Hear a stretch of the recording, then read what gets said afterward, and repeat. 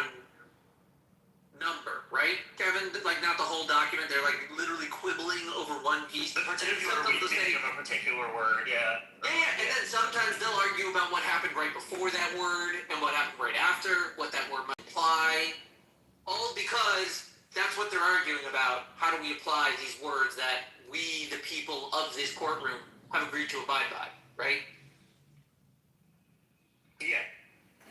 So when you ask, like, why in ancient Jewish jurisprudence do I see a bunch of people studying what is the meaning of a word, where is the placement of the word, what is the context of the word in which it's being brought up, yeah, you're seeing what you would expect to see, I think. Yeah, that's more what I... Yo, bro, next game we gotta play 15 minutes, bro, and with income, man. You're too good for me to play just 10 minutes long. There's no point in that. I want to play Rust, bro. I want to play Rust. He's gonna destroy you, bro. I'm struggling right now. And you can watch our game live right now. Just click on my profile and put like watch live. Yeah, we should take your turn, Sam. I'm in a live game. Times I have 3 minutes and a half left. Wait a second, I'm always at work. I work literally over fucking 60 hours a week. I took off one day because I have to go to the fucking doctors. And I want to finish painting my daughter's room. And you guys called me fucking drug addict because I mentioned that I didn't have enough Adderall. None of us called you a drug addict. Yeah, I'm mostly just saying that I'm strongly opposed to the use of Adderall.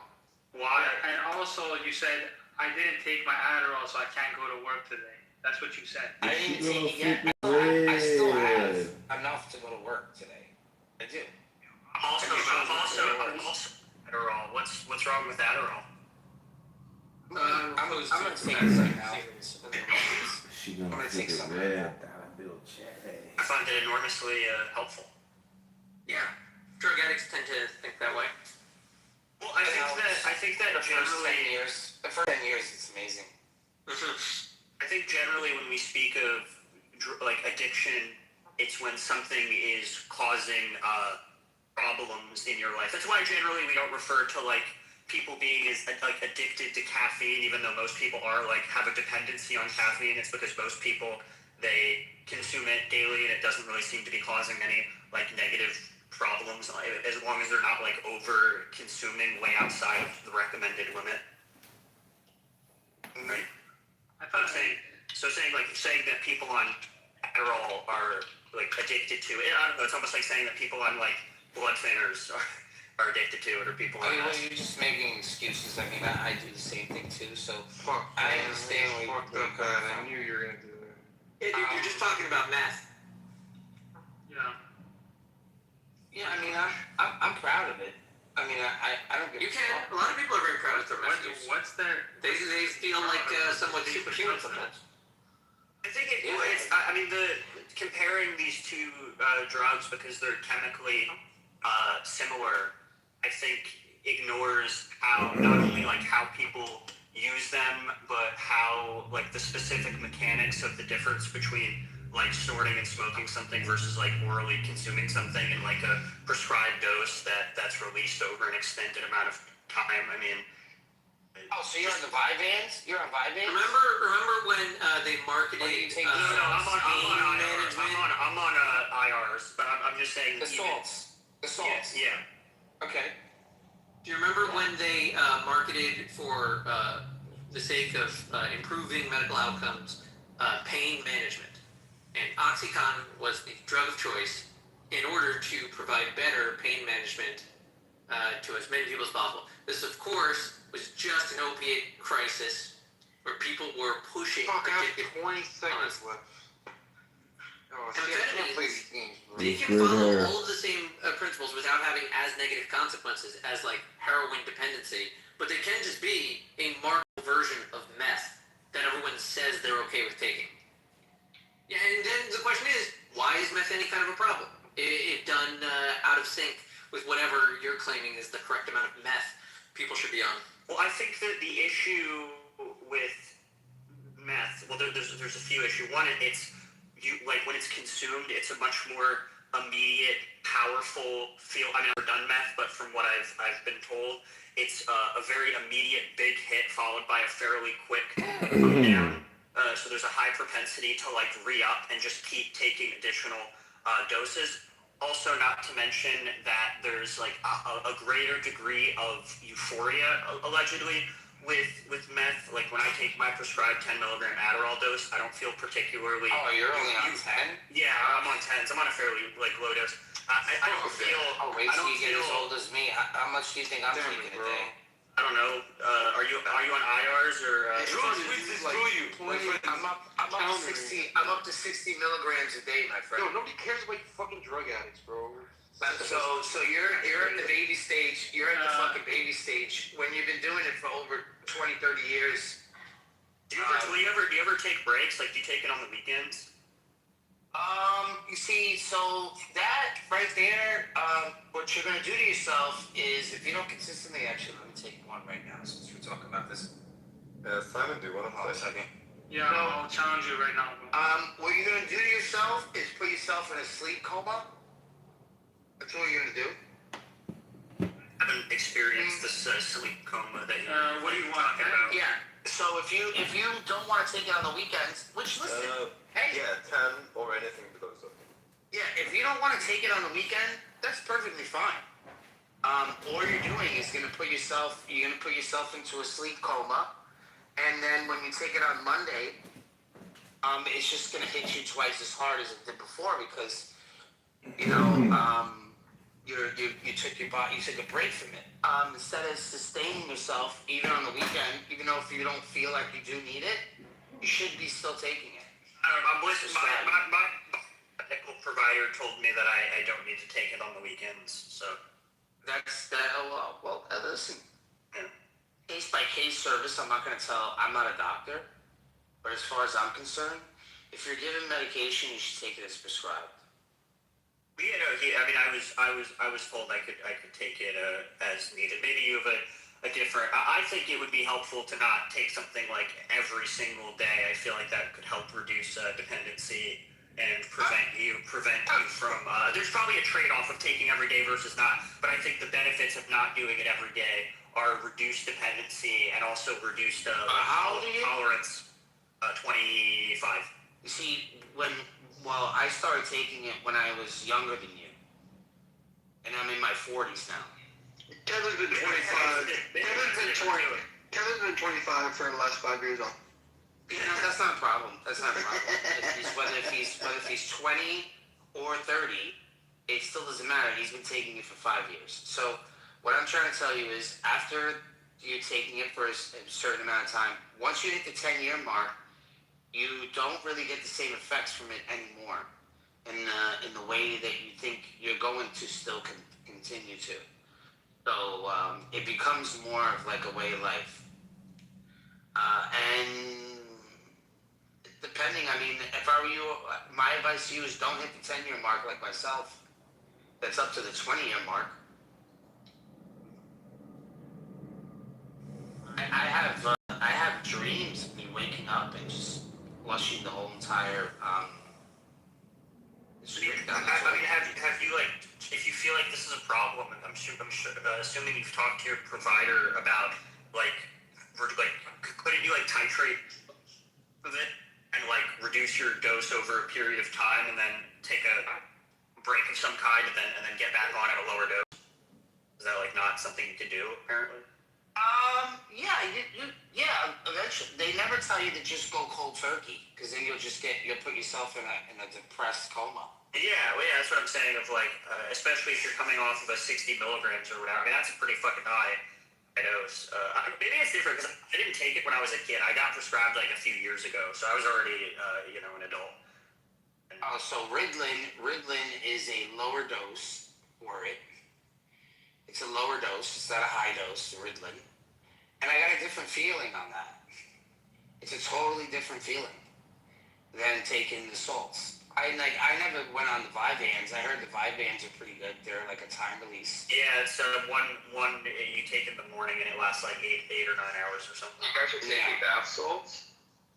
Yeah, we're doing the salts. Yeah, but Big Zen, I feel like the euphoria thing is a big difference between that and like I've never done meth, but I've done other drugs that give you euphoric feelings, and I don't feel that when I take Adderall. I just feel like I don't know, my brain's a little more quiet and be able to focus better. You haven't taken enough. Just take a bunch. I'm sure if I take enough Adderall, I'm sure I would get some kind of euphoric feeling. You just throw it up. You'll just throw it up. If you take too much, yeah, you'll overdose or throw up or whatever. But if you take normally like 10 or 20 milligrams, yeah, bro, take like 40 or 50. It sounds unpleasant. I like if I like take my 10 milligrams and I have too much caffeine, I get like anxious. So I don't know why I would want to take like above my prescribed dose. Yeah, exactly. I think I've taken like 20 before. Well, yeah, I know if you take like 30 or more, you can get pretty high. You get like, I mean, especially like if you don't, I've only done it a handful of times in college. You fucking liar. I've done coke a shit ton of times, bro. I'm not lying. Coke? No. Coke I never done. Oh, you're surprisingly. Crazy. That's like I've done a lot of ecstasy. I'm not I've done a lot of Adderall. ecstasy. I've never done ecstasy. That one I'm intrigued by it, but Yeah, just make sure you have a girl with you and you can go out. You're gonna come back. I've done Molly with my girl. That shit was awesome. I'm not gonna lie. Yeah, but what I'm saying to you is that cocaine that's a drug. That's not that's not controlled. You don't know where you're getting it from. It's a drug. It's something that you can totally use. Yeah. These are all drugs. All of these are drugs, like definitionally. I mean, they're just different kinds of drugs. But certainly, cocaine being cut with nasty stuff is a serious risk, and Yeah, they're not cutting anything down at the what is it called? The Rite Aid. Yeah, no, that's one difference. Also, I think that how you use drugs and the context in which you use drugs matters a lot. Exactly. It's not about of course the pharmaceuticals, like, they're real. They're not cut, obviously. They're not. You can abuse them just as much. Who's the guy that says? Because I haven't even been looking at my phone. Who's the guy that says that they take the 10 milligrams? It's Kevin. I take the 10 milligrams. All right, so Kevin, you have to realize, right, that the thing that you're gonna do in life will embrace your ADHD. My field and what I do embraces my ADHD. I cannot spend too much time on trying to get these guys to do the tiles in the bathroom because I'm already, talking to the paint guys. I'm already talking to the guys putting in the toilets and are the toilets clean? These sort of things. Like, I can't focus too much time. Then I'm going to the roof. We're talking about mechanicals. So the job is constantly moving and constantly evolving on a day-to-day basis. If I spend too much time on one topic, I'm gonna lose out on the other things. Yeah, no, it's fine. I agree. Finding a job that allows you finding a career in which your ADHD is not necessarily a drawback is important.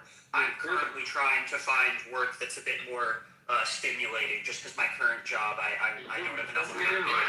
I think that's super important, Kevin, because then it's gonna fall into where you are, what you do best. And what you do best is working under pressure. Very true. Yeah, very true. And when I'm engaged in active problem solving is like flow state for me, where I could just work for like 7 hours without stopping. Yeah, I mean, most periods of time, that's one thing. Me, on the other hand, I'm working really early in the morning, and men produce the most testosterone from 6 a.m. to 12 a.m. 12 p.m. In the morning time, those 6 hours. I'm aware of the morning testosterone peak. Yes. I'm a healthy young man. That's it. So everything after that's gonna be, you planning for your next day, so on and so forth. That's my routine. You a bitch, mother. What did Megatron do to You you? got a big ass forehead, though. You got a big ass forehead. God damn, that is my forehead. Come on my forehead. Come on there. Nah, I can't even get excited with that forehead. Please. I'm gonna bomb through my forehead. So, you know, I was watching this thing, and I think this woman is a hijabi, because there's no way that these hijabis are not hookers. I was watching this thing, Jesus is a prophet. You know that. Who's a prophet? Jesus. I don't know what you're talking about. Jesus is a prophet. There's a lot of Jesus is a prophet. There's a lot of Puerto Rican guys. Jesus is a man. There is Jesus. Yeah, there is people named Jesus. Jesus and they are men. A man. You know what I mean? Like Jesus is not God. Jesus is not God.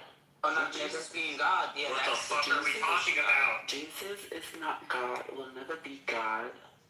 Seriously. Yes. Yes, he was born in a miraculous way, but that doesn't make him God. Yes. Who cares? He was born without a father, but that doesn't make him God. Boring. Yeah, I feel like there's a billion churches you could walk into and have this exact conversation with people who are interested. Okay. Like I said, you see Why is your mouth so fucking close to the mic? Because I have a mic and I can get close to it. Can you just move it a little bit farther away instead of like closer weird from you, ASMR? Can I get closer from you, booty hole? Maybe, you know, take me out to dinner and we'll talk, you know. Dinner, bitch. Not on the first date. You don't have a pussy. You don't have a pussy. You have a booty hole. Come on. Okay. What's happening here? Come on. Is this the guy talking? Shut up, Simon. Shut up. What? This is what happened when they defunded the mental health institutions in the 80s and just put all these people No, Kevin, this is your precious postmodernism in action. This is postmodern. Is it neo-Marxist postmodernism? Yeah. Or just regular post? Or is it just regular postmodernism? This is the fruit of capitalism. No. Just remember that. Are you talking about this app or your Shut full up, app? shut up, shut up, bitch. Shut up, bitch. You shut up. Yo, this is just utter destruction right now. That's the old joke. What do you call it when the cow jumped over the barbed wire fence? Shut up, shut up, shut up, shut up. Zakia. Shut up, shut up, shut up, shut up. Shut up, shut up, shut up. Hey, Simon, can you say something about this? Zakia. Yeah, absolutely. Okay, what do you call it? Thank you, when- Simon. What do you call it when a cow jumps over a barbed wire fence? Utter destruction. Or that, I guess. Holy shit. You know what happens when the cow hurts its legs on the barbed wire?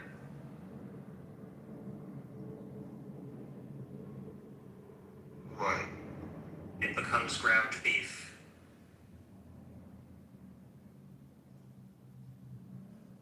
Let's bring back the forehead person again.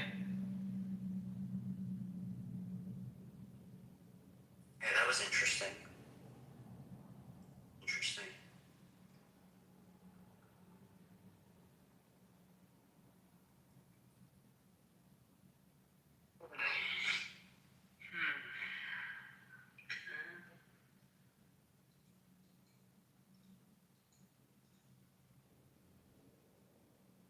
What are you always clicking at, Simon? You're always clicking fucking something. What are you clicking?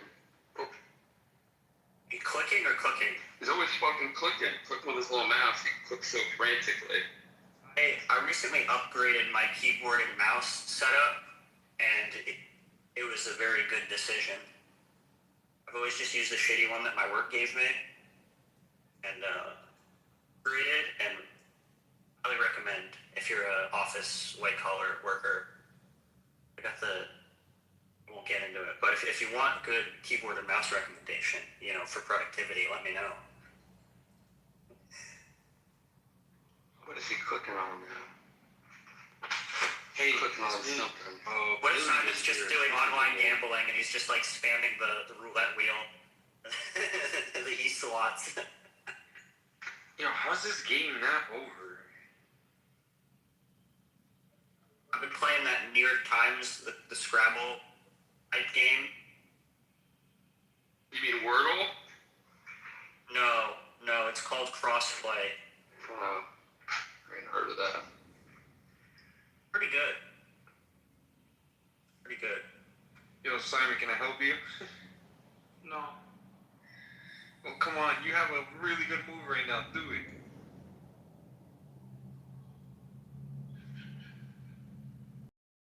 Come on, it's not even that hard to see.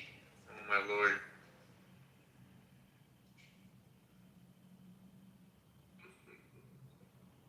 Damn, you got it. Good shit. I just wanted to see if there's an alternative because I was looking at another move. Because he has another move. But we'll see what he does.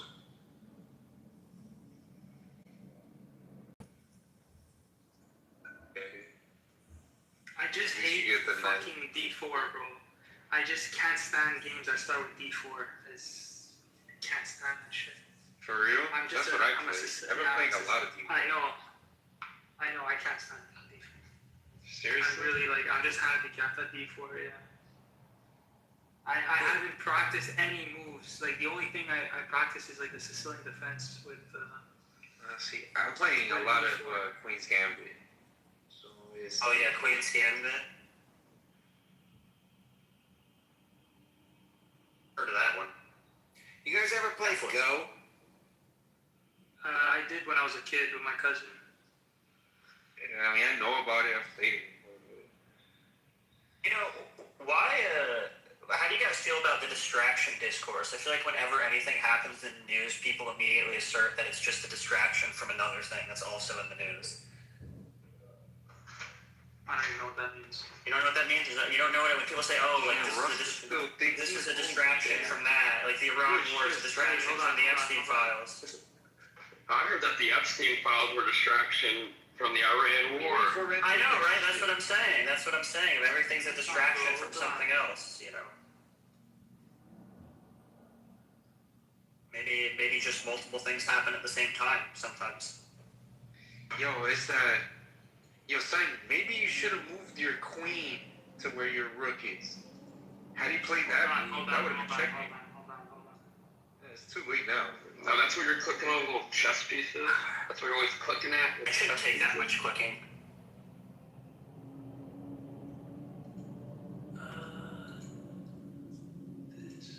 Oh fuck! I didn't even see the time. I'm not used to playing with time.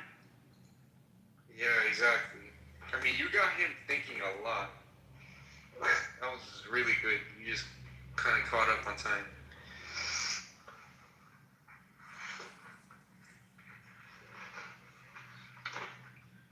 Oof, that was good. Was it? No, it was horrible. Yeah, I didn't really think about it. Checkmate! What are you waiting for? Oh no, it's not. Oh fuck! I thought you were on the. Sorry.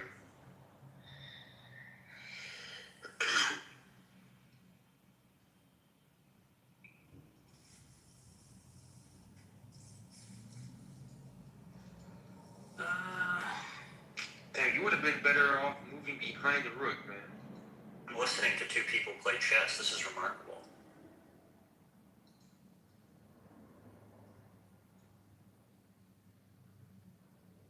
What?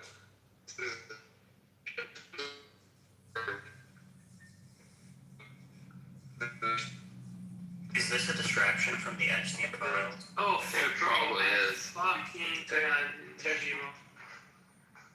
Could you imagine if what if it's true when we did start the Iran war to distract from the Epstein files?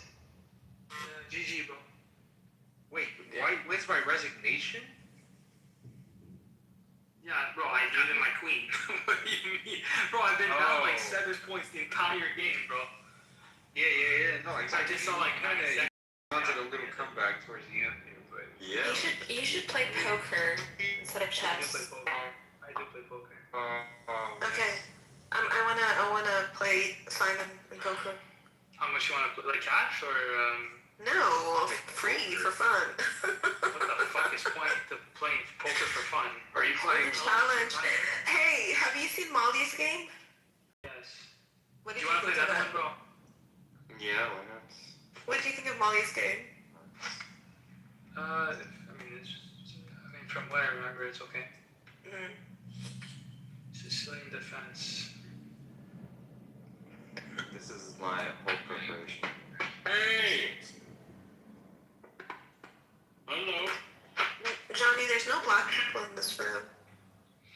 Wow, what happened? McZed, I think it's your turn, bro. Y'all kicked all the black people? Yeah, Kevin made them. He's like, this is a Jew-only room, and he made them kick out all the black people. Yeah, it's exactly what happened. Thank you for telling me. Oh, Because he was too busy taking meth. oh, okay. No, they're too busy killing. Well, I have fucked up the move worker. Nora, I find taking my medication to be very helpful, and you might find the same thing. You might find that taking your medication is also helpful. She ain't got to take medication. I know, just because you're addicted to your Adderall doesn't mean other people have to take medicine. No, that's totally fine. I think that people should talk to their own doctors and make their own. Don't worry, Kevin. I still have So the the recording of word everything you is- said. If the world ends, you can't get your pills, what happened? I suppose I have to go off of them and live my life without them, as I did for the first 23 years of my life. You'll just go to the corner and get meth from the drug dealer. Like, would you go crazy or what? It would probably be unpleasant. I'd go through withdrawals, but I quit smoking 6 years ago, so I think I'd be able to do it. How about the people around you, though? What? Should they be worried?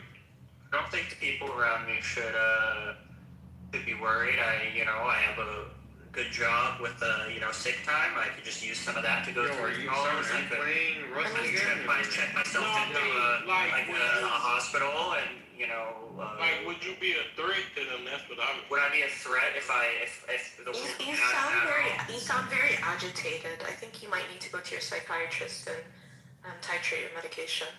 What I mean, if you get off of it, will you be a threat to the Oh, I don't think so. I don't think I'd be a threat. Okay. Yeah, I mean, I don't take it usually a few days a week, so, and I'm fine on, those days. You got OCD when you be on it? No, I have ADHD. I don't think they prescribe Hey, Adderall play for Mixed OCD. And Simon, you want to play a time game, or are you playing right now? Bro, I haven't played a time game in probably like a year, bro. Like this is just I usually. Well, play you did really good against Rust, actually. I mean, so the last blunder you did One decent. was really good. What was that? I mean, dude, fuck, I didn't know Russ was rapid. He's damn near 1600. That's good as fuck, bro. Like, hey, Russ, have you met my friend Kate? Yeah, I think I met him once. I think you met him, or I think I told him that you played and you're pretty good. Like, he's another level, though. He's like 22, 23. He's like a chess like coach, like diamond certified coach and shit. But So Miss Simon beating you in every game. No, no, you beat me the No way. first game. we we got a draw in the last game. But, Simon is decent too. He's he's more or less my level. So is McZed. So like Simon, you would have fun playing against McZed too. Because we're all around the same level. We're all around 1,000, 1,100, no more than 12.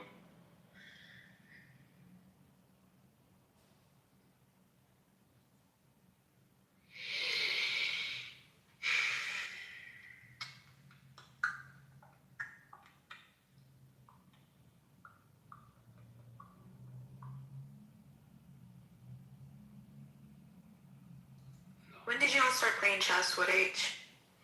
I actually started playing when I was in grade 1, so probably like 6 or 7. That's when my But like I cousins stopped. play. I was in the chess club. Were you beating people at 6 or 7, or were you just playing? My first tournament, I came second, but then after that, I just Same age or older? But yeah, I was maybe like 6 months in, so probably 6.5 or something. No. Were you playing people the same age, or were you playing people older? I mean, I don't remember now. I remember. What kind of tournament had you been? What kind of tournament? Chess tournaments. My little cousin, when he was like 6, he was playing and beating adults. No, I wasn't like great. Just. I was just playing. Fuck, what am I doing here?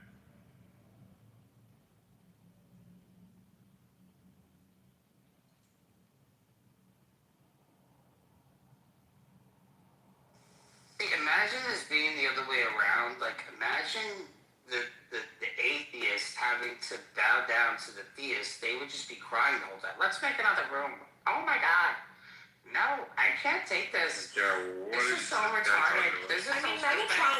Megatron, you do have the power to end the room as, like, this is your house. No, there's no fun in that. Why would I do that? Yeah, there is. I'm not mod abusing like Megatron, so. Let me see if I still have the power to end the room. You do. If you're an admin, yeah, you do. But Let me don't see. why. Oh, yeah, it does say that. But I'm not gonna do that. Why would I do that? They've been had the room for such a long time, though. Big Andrew never would do stopped that. you, but. Andrew would do that.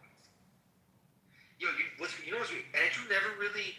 So he opens public rooms, but he always like pins a link to his like I God's blocked office. him. I blocked him. I need to tell my. You know what I need to do, man? I need to stop dogmatically just going in those rooms because I'm just so used to always going in those rooms. So I told myself, I said, listen, if they told me to be in those spaces, right? I was like, I just need to block them. And I'm not gonna lie, like, house is so much better. I'm not promoting that you do it. I'm just letting you know that his rooms are highly toxic and they're really not good places to be in. Clubhouse No, is so small. only this 7-day Adventist guy. If you notice, right, the 7-day Adventist guy is there just to trigger every single theist. The black dude? Yeah, he's only there to trigger us. He is there to mock. You know, they're to just mock us. He hates Catholics. He hates Eastern Orthodox, and this is his view. And then he has his buddy there, Converse, the other heretic, that wants to Converse sit in is that Catholic. Catholic room. Isn't Converse Catholic? He's Christian. I don't know if he's Catholic. Not Catholic. He's a wannabe Hebrew Israelite. Oh. He's a white Hebrew Israelite. He's closer to like evangelical or whatever. Yeah, man. You know Catholic. Clubhouse is so small that atheists, objectivists, Zionists, like, they're all merging into one room. Into the Muslim rooms. That's what Everything's overlapping. Listen, you have Mahdi now. You have him calling other Muslim Zionists. It's amazing. Who? What's his name? Oh, Mahdi. Mahdi he's a. Yeah, you know Umar was he was talking to me and Abe like yesterday, and he was telling us that he doesn't think Mahdi's a Muslim. I was like, wow, I didn't expect that. I mean, he does reject hadith, and to be a Muslim, you have to accept Sunnah and Quran. He's really picky with the hadiths, but he's not Quran only. Like, he does accept some hadiths, but he does say, like, there has to be, like, all this strict, I don't know, documentation. Like, he's pretty strict with the hadiths, but he does accept some hadiths. He's not Quran only. But it's just, I expected Umar, because me and Abe were asking, we're talking about money. I expected Umar to say shit like, oh, he's like a bad Muslim or something, or just, he just disagreed, but not that he's not a Muslim. Like, I didn't expect that. Yo, Exec, play, bro. And what up, Simon? Are you playing Rust or what? Yeah, hold on. Yeah, still playing. Oh no, so okay, let me watch.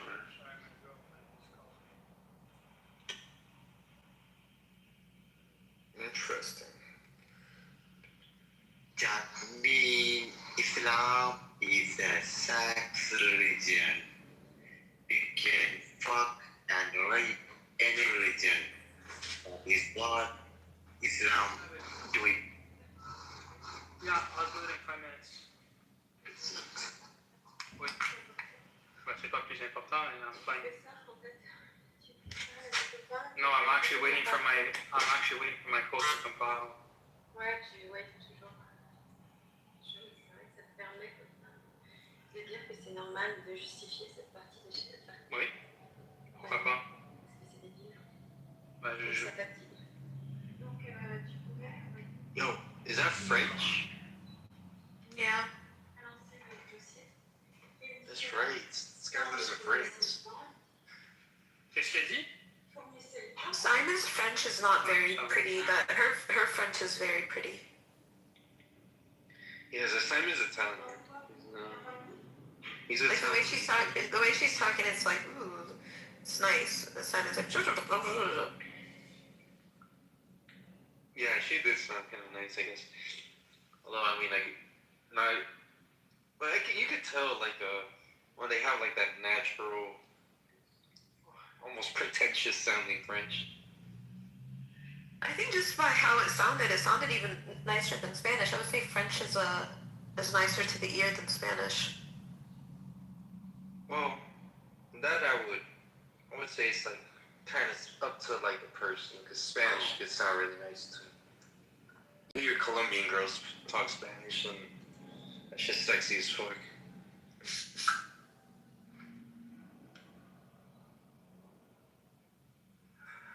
Oh, so stupid. I mean, dude, you're doing really good. Just Anyway, I'm not the type of Christian that he is. That Andrew and the things that he promotes. I'm not a 7-day Adventist. Megatron, are you mad at what Trump did? I don't care what Trump did. Okay, so you're not offended like the other Catholics and Christians? No, he's not a Christian. He's not a Catholic. But you know what he did, right? You know what he did, right? What did he do? He depicted himself as Jesus. Okay. So does the Pope. No, he's not putting a photo of himself as... The Pope doesn't do that. It was interesting seeing the outrage from Christians online because it's like, okay, good. I'm glad that they have like a standard where they're not like, oh, everything is fair game. ooh. You all know what I'm talking about. You saw the photo, right? Or the quote meme, whatever you want to call it. No.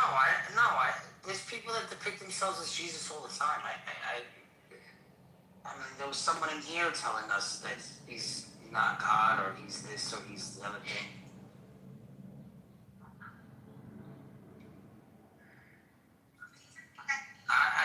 That doesn't bother me when people do that. I mean, you have Jewish calling themselves rabbi. Jesus called himself rabbi. Am I saying that they're wanting to be Jew? They're wanting to be Jesus? Russ is winning all these games on time, bro. That's ridiculous, right? No, what Trump did was pretty blasphemous, and it's good that people are calling it out.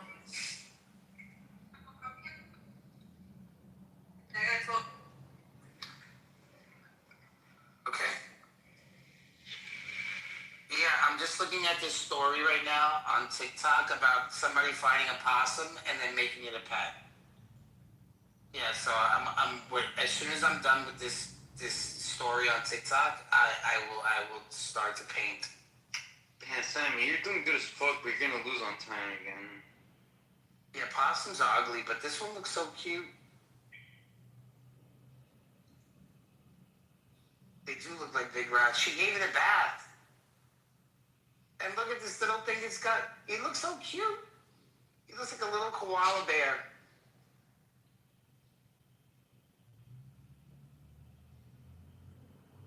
I'm sorry, babe. It's just, you know.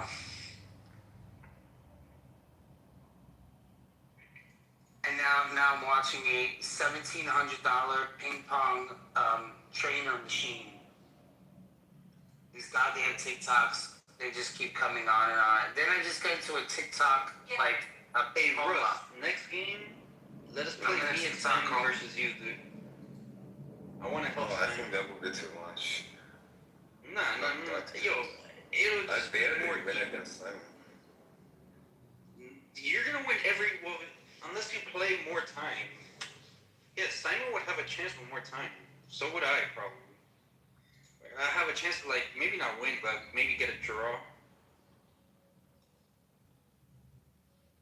But, like, yeah, he's got 20 seconds left, dude. There's no way.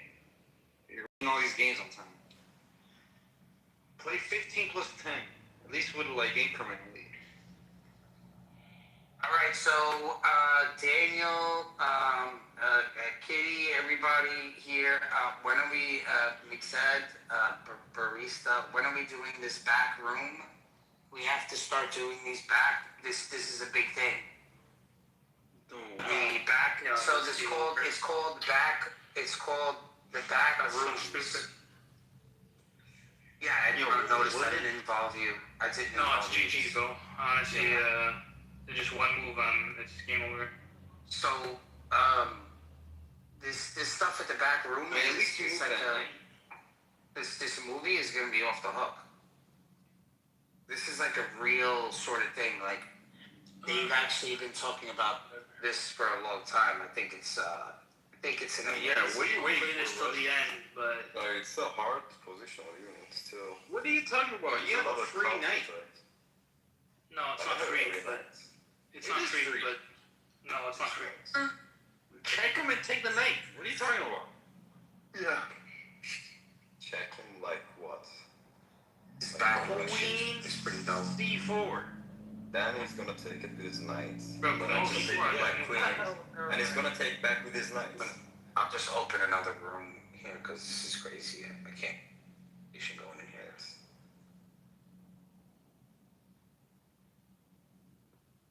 I mean, Simon, you need to, if you want to keep playing, you got as soon as he moves, you need to move because you got 17 seconds.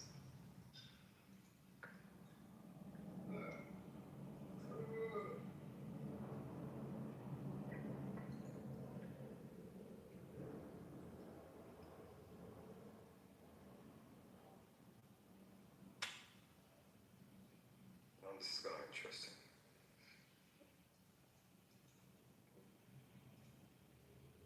You're not a true competitor, Simon. You have to play for money to be competitive. Rip. Move. Oh, I was gonna move C3. Yeah.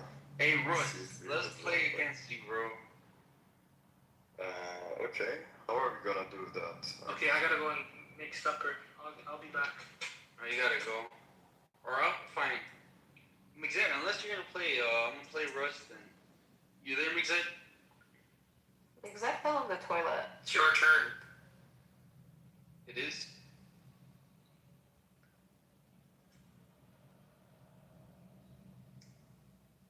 What's surprising, this time is really solid. Like even though I get an advantage, he uses the positional advantage to gain back the piece. And it doesn't like take a couple of moves. It takes like 15 moves to get back the advantage, and he does it.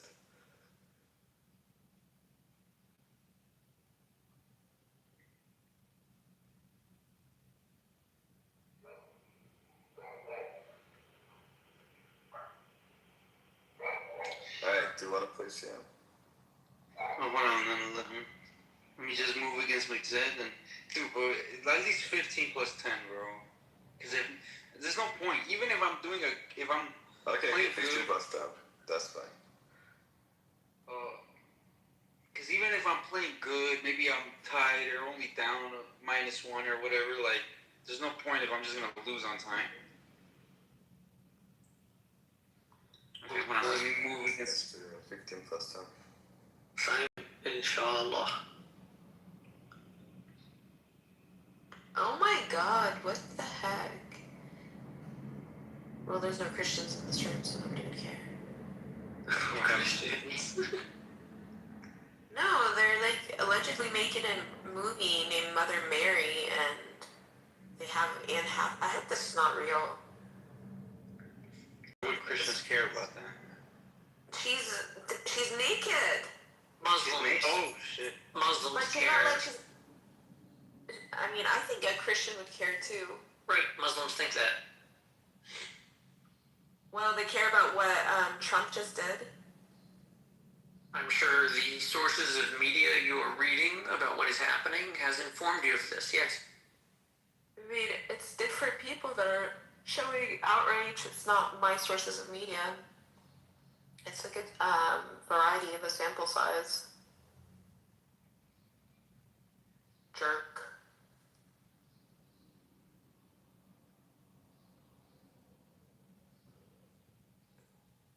Of course you wouldn't care. It's your people that are making this movie.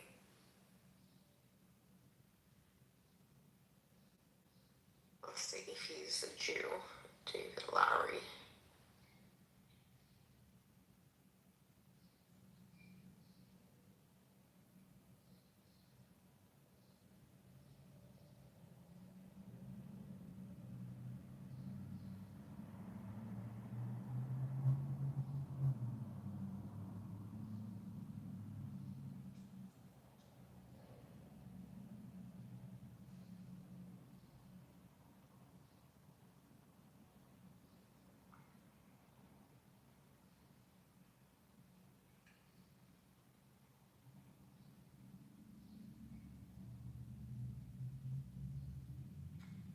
Okay, I'm excited. I moved. Go ahead.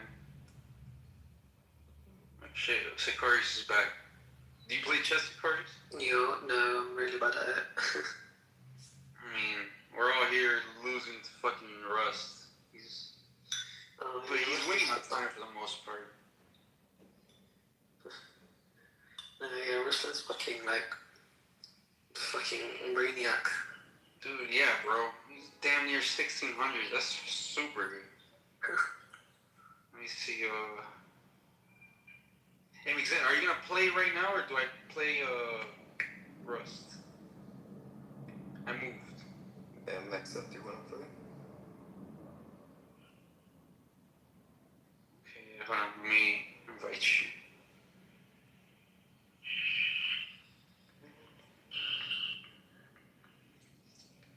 Wait, why is Simon's rating 980 or something?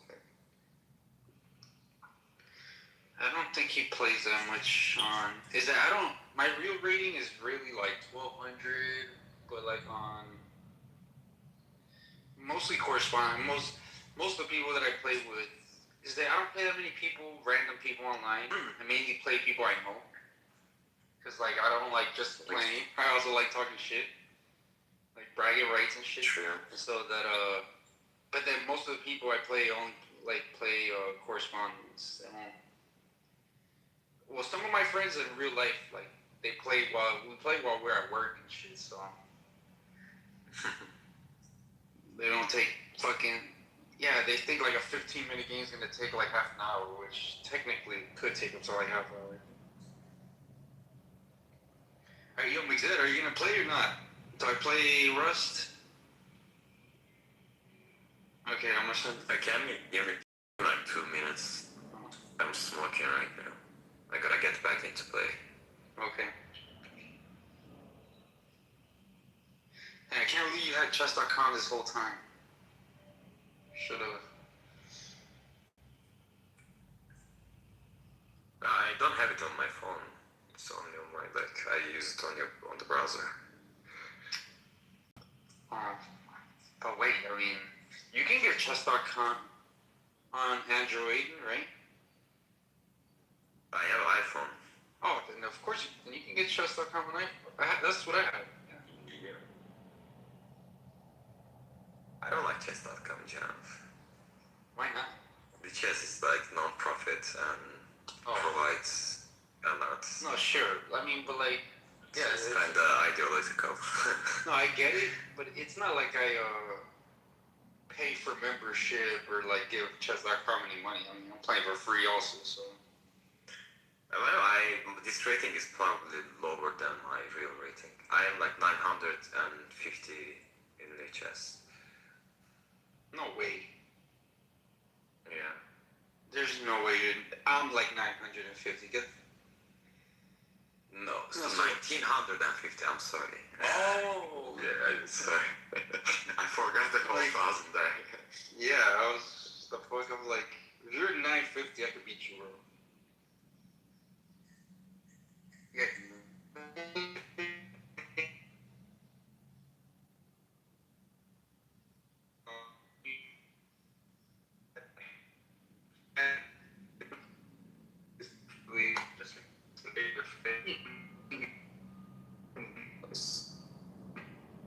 Is it CM or my connection? No, see him.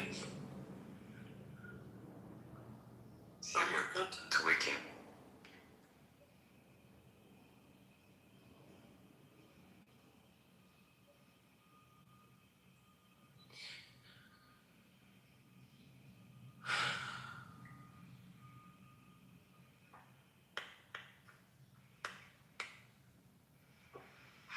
Damn. Can you guys hear me? Yeah, we can hear you. Oh shit, Simon.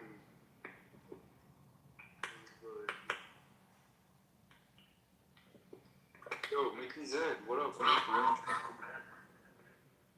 Yo, CM, how did you get power in this room?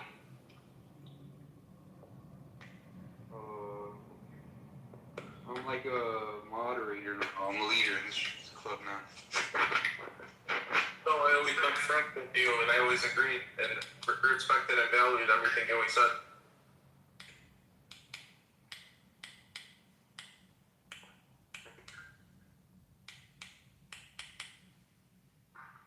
But come on, that's only the stuff that agreed with me.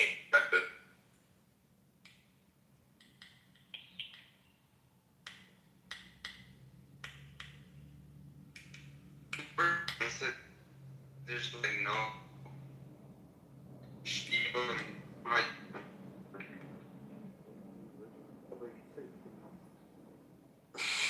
See him just silent. what was that? Okay. Your mic is. I'm ready. Yo, what happened, Carl? What the fuck did I do? Hey, do you play chess clubs? You can keep dropping out, bro. Oh, You're back now, I think. Yeah, I play chess, but I can't remember what my chess rating was. It's something like it's pretty low. It's about 1100 or something like that. well, that's decent. That's what me and McZed are. I'll cook both of you guys in chess. Dude, that's what this room is about. What's it called? I came for Simon's objectivism in his brain or something. Oh yeah. No, we actually made some progress. For the first time, I made some progress with Simon. Like, so he kind of got me to concede morality's. It's not even concede. I mean, I would always say that morality's contextual, or like it's based on, because he's like, he's using all these weird ass terms like, it's about your relationship to facts and this, and I'm like, bro, what the fuck? Like, it's all like I hope he's here. Simon, come up. And I'm just like, okay, let's just call that context. And then, because obviously I'll agree to that. And then, because, dude, I mean, he's talking about, again, he's calling drinking water is, like, anything that's good or bad, to him is like, has a moral dimension to it. So it's like, breathing is good, therefore breathing is like morally good. Or like, not drinking water is bad, so that it's not drinking water is immoral and shit. I'm like, bro, this makes no sense. Yeah, that sounds problematic.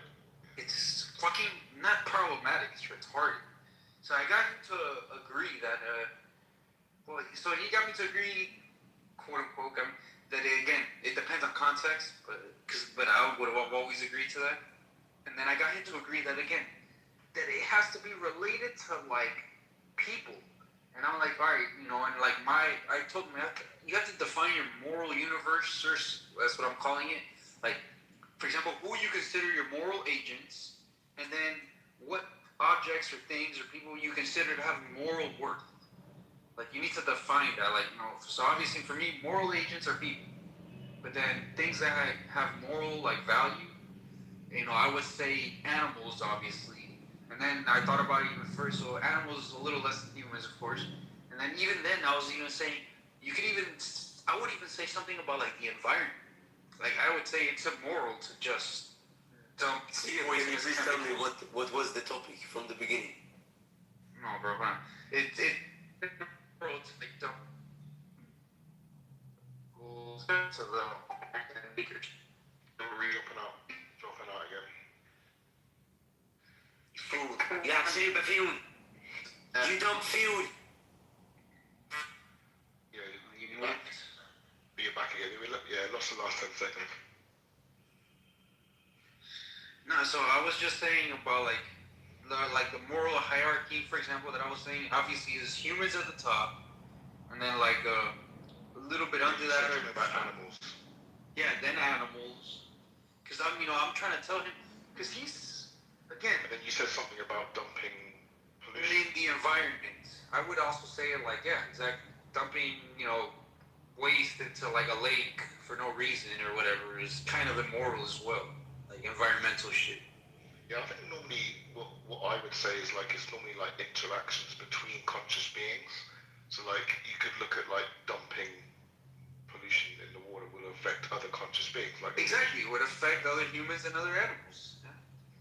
Yeah. I mean, some people go a bit further and just say it's like it can be just one like conscious being and something happening to them, like getting cancelled, something isn't more. Some people go that far. I wouldn't go that far, but that's sometimes it just takes one conscious agent.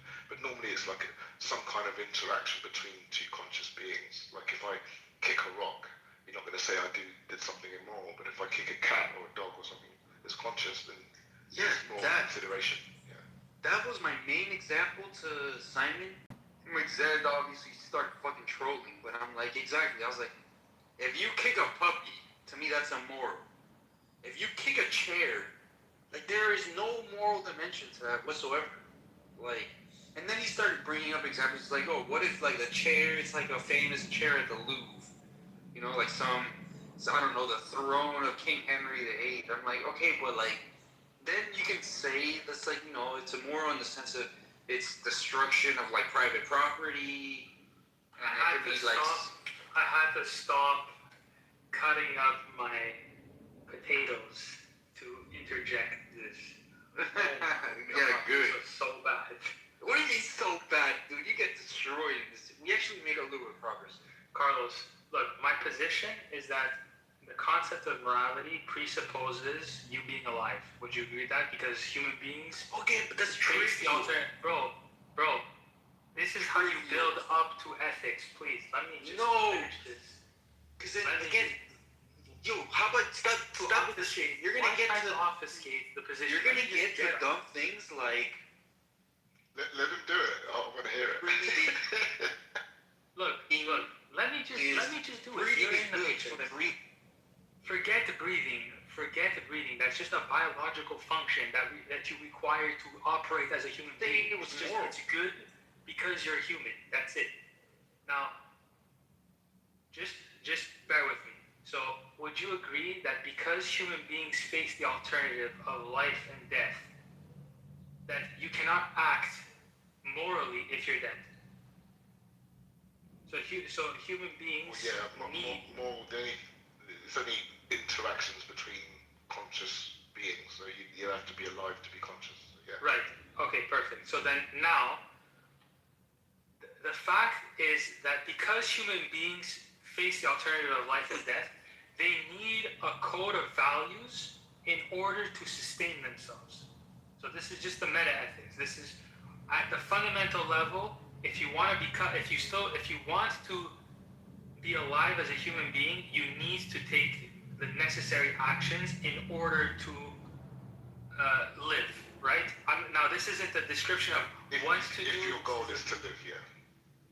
Right, yeah, I mean, life. In order to live, you need to pursue values. That's just a metaphysical fact about being a human being, right? Say that again. So, in order for you to be a human being, you have to pursue values in order to sustain yourself. Otherwise, if you just do nothing, you die, right? So you have to have values. So you have to have goals in order to sustain life. Yo, Russ, you there? Yeah. So like, if you say if you have no goals, then You want to run it? don't Or sustain you then good? if you have no goals, then you don't. Then you sit down, do nothing, and die. Random person. Give me a minute. So I can't. It's like I have the talking going on. Yeah. So I'm saying if you don't pursue goals, it would be the equivalent of saying, okay, I'm sitting down, I'm not pursuing anything, I'm not pursuing any values, I'm going to sit down and die. No, but I mean that would be a goal too. Like if you wanted to pursue. Yeah, but you're not pursuing a value. Yeah, fine. You can. If you want to pursue death, then you die. So you can have a goal to live and you can have a goal to die. Yeah, but you can't pursue values and die, because values is. No, you can have the value like committing suicide or euthanasia would be a value. I mean, that wouldn't be a value. You can pursue it. Well, a value is something you act to keep or gain. Right? So like. Yeah, I'm not sure I'm with you here. I'm not. Because you said like to be a human being you have to have values or to sustain life. Well, I don't think that's what makes you a human being. You can have values that don't do that. But then you die. Then you can't. Then you can't be a human being. You still be a human being. You still be of the human race. You just wouldn't be an alive one. Well, I mean, that's why at the beginning we said like you can't be moral and be dead, right? Can't be more than be dead.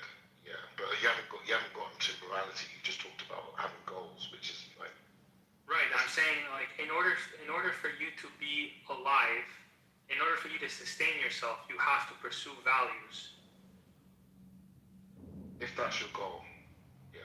Right. I mean. Well, no. He's saying like by definition, meaning like if you are a living thing, you are a mass of matter that is pursuing a goal, a concerted effort to live in whatever way they keep replicating themselves.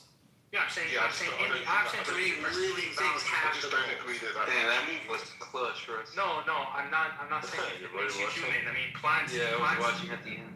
Plants have to pursue values in order to sustain themselves. They just don't do it volitionally. It's more of an automatic function. Anything alive must pursue values, otherwise they go, not alive. Yeah, plants do that too. Yeah, I mean, animals have to pursue values. Like Plants anything that's don't alive. pursue values. Animals don't pursue values. Get the fuck out of here, What? bro. How do you think? What do you mean? If a lion is chasing a zebra to eat, he's pursuing a value in order for him to. No, he's not pursuing a value. He's just hungry and he's following his instincts, bro. Right, that's a value. That's a value. No, we can call that a value. The fucking zebra's not, or the lion. Yeah, the zebra doesn't speak English, CM. No, Again, this is true for anything that's wait, alive. Actually, I take that back. Us calling that a value is fucking ridiculous. Why not? What? A value is just something you act to gain or keep.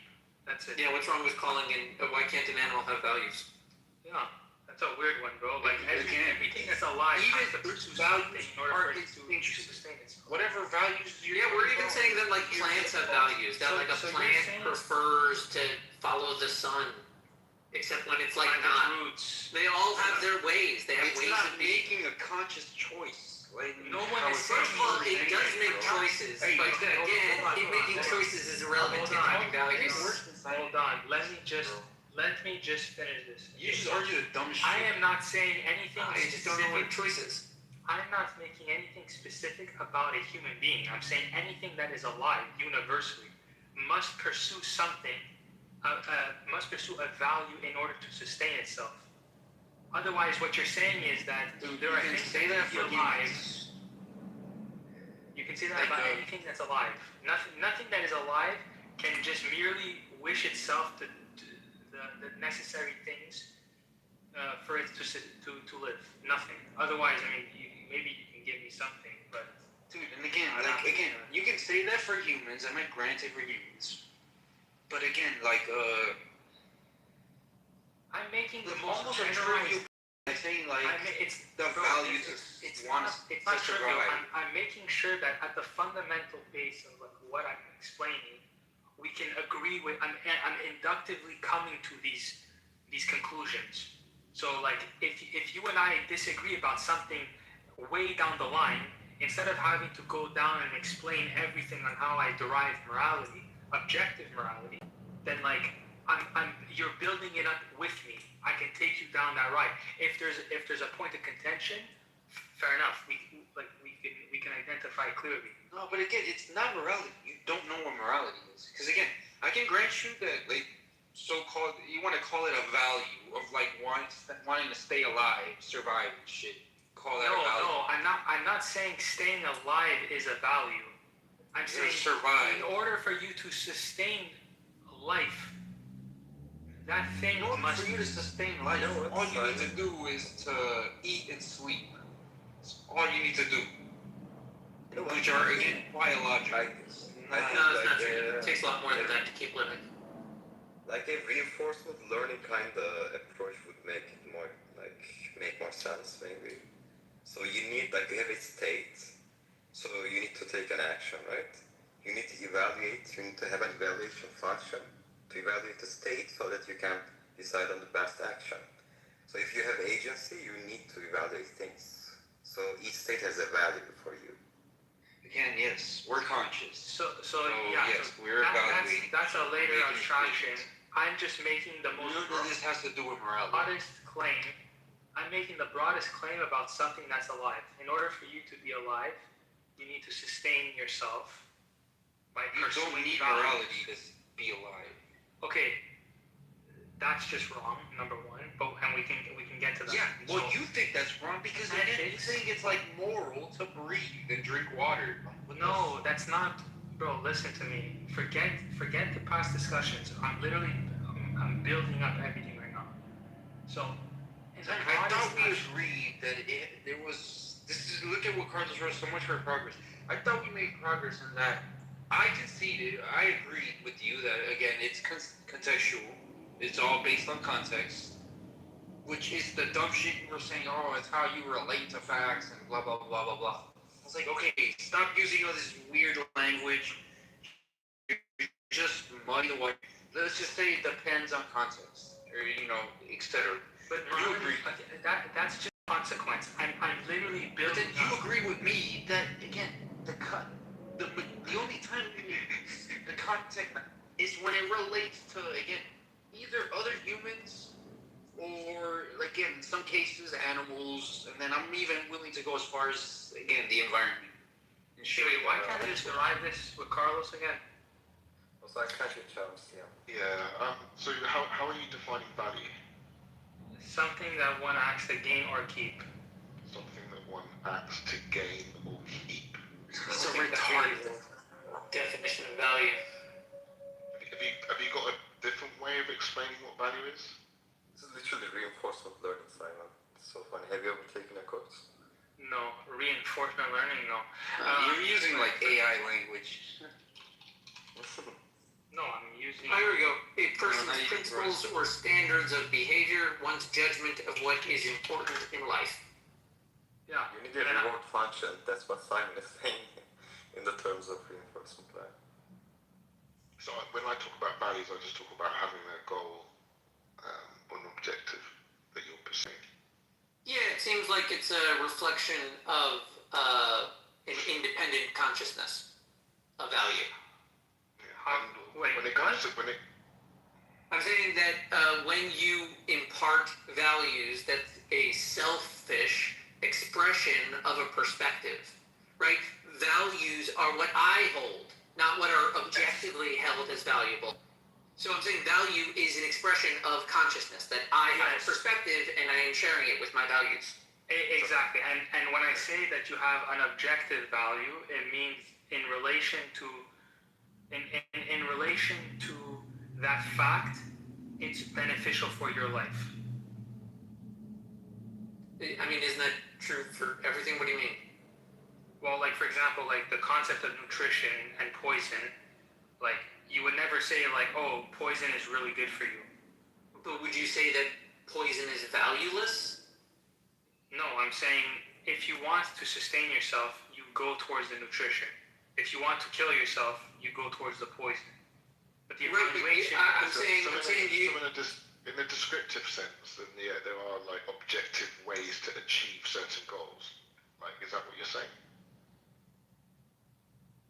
Objectivity is the cognitive process. So like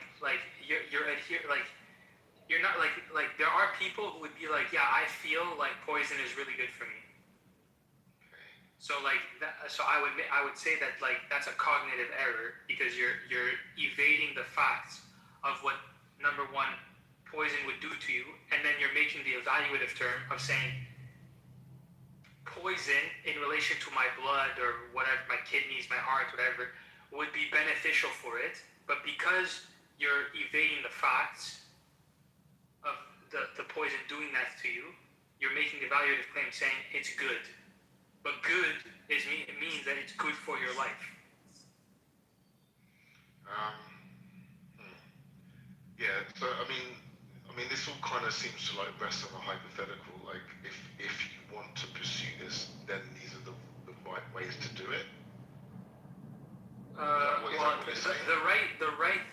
right way to do it is more of a scientific issue, but the philosophical thing is what constitutes as good and bad, and then you have to identify the fact, like, because it's not like we're just born with understanding what's nutrition and what's poison. So you have to identify what those things are with that. I mean, doesn't our body naturally understand it? Well, no. I mean, once you interact. Wouldn't that be funny if someone's like eating a hemlock salad and they're like, "Don't you know it's poison?" It's like, "Oh, I didn't know that. Why'd you tell me?" Yeah, exactly. But you have to figure out like what about that thing is interacting with you that's making you hurt. So there's a fact out there that you have to identify. What I'm saying is, I think you've taken like a wrong turn and you've inadvertently narrowed the concept of value to that which is necessary to support life. Value itself is a broader concept. Even for non-living creatures can have values, right? What value seems to impart is a sense of consciousness and perspective. Like a rock could theoretically have a value. It might just sit there, and its values might be that the world happened to it, as if it does not move. That could be a value it has. Oh, that would be crazy. I don't think that's But you're saying it's crazy. I'll explain it. You're saying it's crazy because. Well, you're saying it's crazy because value has expressed our sense of consciousness. Since you already preclude the rock as not having consciousness, you're not attributing value to it. But in terms of the way we observe values, other creatures, like you're saying, expressing their desire to engage or not engage in certain behaviors, the rock also engages or doesn't engage in different behaviors. You're precluding it because you have decided it doesn't consciousness. I'm jumping into this shit. Stop talking about rock. How about you take your turn? What are you talking about? Yeah, but that's why I was trying to. You're worse. Rocks have behaviors. Like when you say that something is a value, what do you think geology study? You're acting.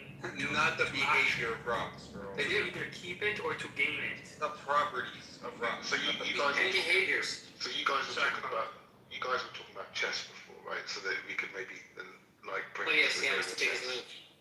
No, I already did. Go, it's your turn.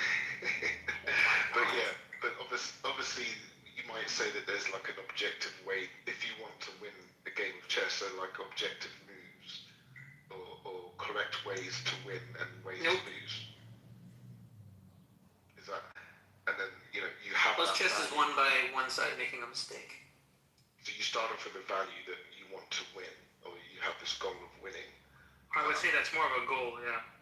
But I think values and goals are the same. So what's the difference for you? I don't know if they're the same. A goal is purposeful action, whereas a value is just something that you actively go and pursue.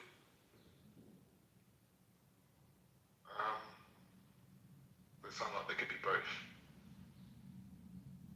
What's the distinction? Between goal and value. Yeah. So a a goal is that you have like you've identified what the value is, and then you go and you have purposeful action to achieve it. Whereas a value, you're saying this is what I'm trying to act to keep it. Yeah, I'm not sure that there's a meaningful distinction there. I don't know, maybe you might need to work on that. I don't know. Like, I'm not getting it anyway. I don't know if anyone else is. Simon's definitions are like the worst thing I've ever heard in my life, dude. Rude. Simon, do you want to use like reinforcement learning terminology? This is literally what you're describing, by the way. Can you like check my photo? This is like very, very basic, like nothing technical at all. So. That's the entire point. I'm inductively coming to my morality. I'm not going to go into the most. You know what I'm saying is like, for your case, value is policy, right? And goal is like the end state. You know what? That's a good point, actually, Russ. He is trying to describe morality as like, I get it, like mechanical or like algorithmic, the way like a reward function works for AI. He kind of is. Yeah. That is what he's attempting to do. It's like a descriptive notion of morality rather than normative, I think. That's what morality is. Yeah, and that's 100% correct.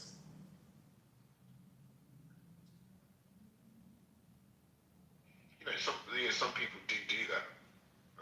So it's not like an illegitimate move. You just have to have it really well fleshed out because most people take morality as like principles for how you should act in a situation, which is normative, it's not descriptive. Like that's what most people take it to be. Well, that's what I'm saying. Well, how you I'm should saying act. How you should act, yeah. Yeah, but how based off of principles. Which principles? The principles of life. And then there's other virtues that you have to inductively come to, but basically that's it. I mean, like So you're saying all of morality boils down to attempt to sustain and promote life? That's meta-ethics, yeah, for sure. I'm just asking what your principle is. You said that they all have to conform to a principle and then life. They all have to, exactly, the principles of life. The ultimate value is life. Because otherwise you can't act toward anything if you're dead. So morality pertains to people who have the goal of living. If you don't want to live, then you do nothing and die. Are you saying that someone who is suicidal is like immune from our moral standards? No, I'm saying if you're suicidal, like if you're saying you're suicidal, but you still want to eat, you still want to do, like you're just contradicting the fact that you're saying that you want to kill yourself. I'm saying if you're saying that all of morality hinges on someone like seeking after life, once a person decides he doesn't want the life, then he wouldn't have to follow any of the moral principles, right? Theft, murder, rape, exactly. torture. Yeah, who cares? None of it would matter. Exactly. That's why we see a lot of people who do those types of things kill themselves at the end. Because they don't care. It's just a very, very nihilistic view. So you say morality is tied to our desire to live? Yeah, exactly. Mm-hmm.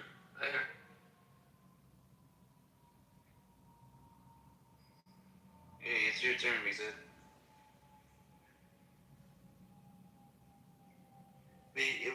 So Simon, actually, I think Russ kind of helped you the most here. You are trying to describe your morality. Again, if it's some like objective thing, like algorithmic, objective or some like almost objective reward function. I don't think it works, and it makes you say weird stuff. Because you talk about things that are not moral agents. But if you think about it, like morality is about decision making, no? Yes. Decide on which action to take. Well, sure, it is about decision making, but again, it's about decision making with respect to things in the so-called what I'm calling the moral universe.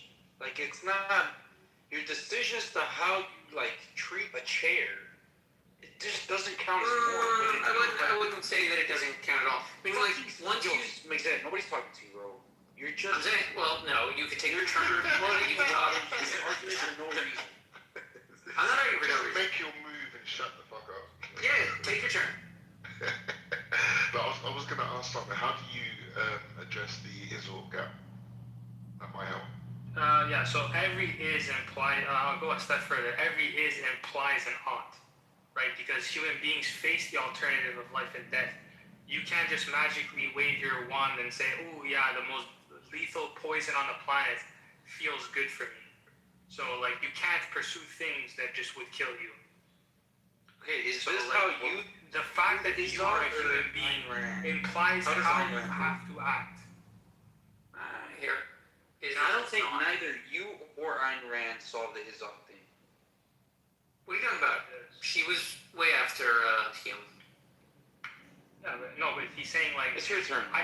Because I said that she has solved the is-ought problem by correctly identifying that you as a human being face the alternative of life and death and cannot, like, willy-nilly say anything for you.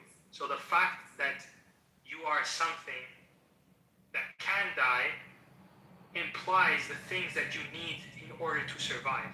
You need to pursue the things to survive. These are all correct principles. Very good, Simon. Fuck, hey John, bro, they told me you are streaming. You fucking lied. This son of a bitch. I didn't even kick him, but he comes back over.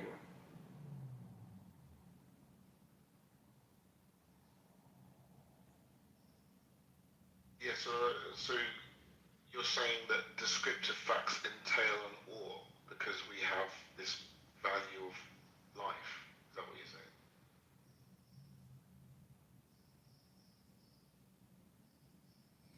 Sorry, what were you saying? I was quoting something. Yeah, so like the descriptive facts entail an ought because we have this value for life. Is that what you're saying? No, I'm saying, like, the metaphysical fact of you being a human being with a particular nature and alive requires, in order to sustain yourself, requires a certain course of action to be pursued. Right, okay. So if I murder someone, like, that doesn't affect my life necessarily, or it might not affect my life. It might even improve my life. Right. Decline by challenge. So again, that's all. Yeah, hold on, that's not I'm the playing against type Mixed of right thing now. that I'm talking about. I'm talking about you, like, the is what you are, as like the identity of what you are. So, like, a human being, fleshy, all that stuff. And in order to remain this fleshy thing that you are, requires a particular course of action. Okay, which you're saying is objective. Which is objective, yeah. You don't get to just say, I feel like mamba poison in my veins feels really, really Yo, it's your good. turn, Mixed. No, it's your turn. Or like cyanide in my eyes feels really nice. You don't get this, like, you don't dictate how facts interact with you. You have to conform to facts. Yeah, but obviously the facts are descriptive, and, like, obviously there's this famous problem of crossing the is-or divide. Like I'm essentially saying, two different categories. You're saying that the oughts are actually entailed in the descriptive facts.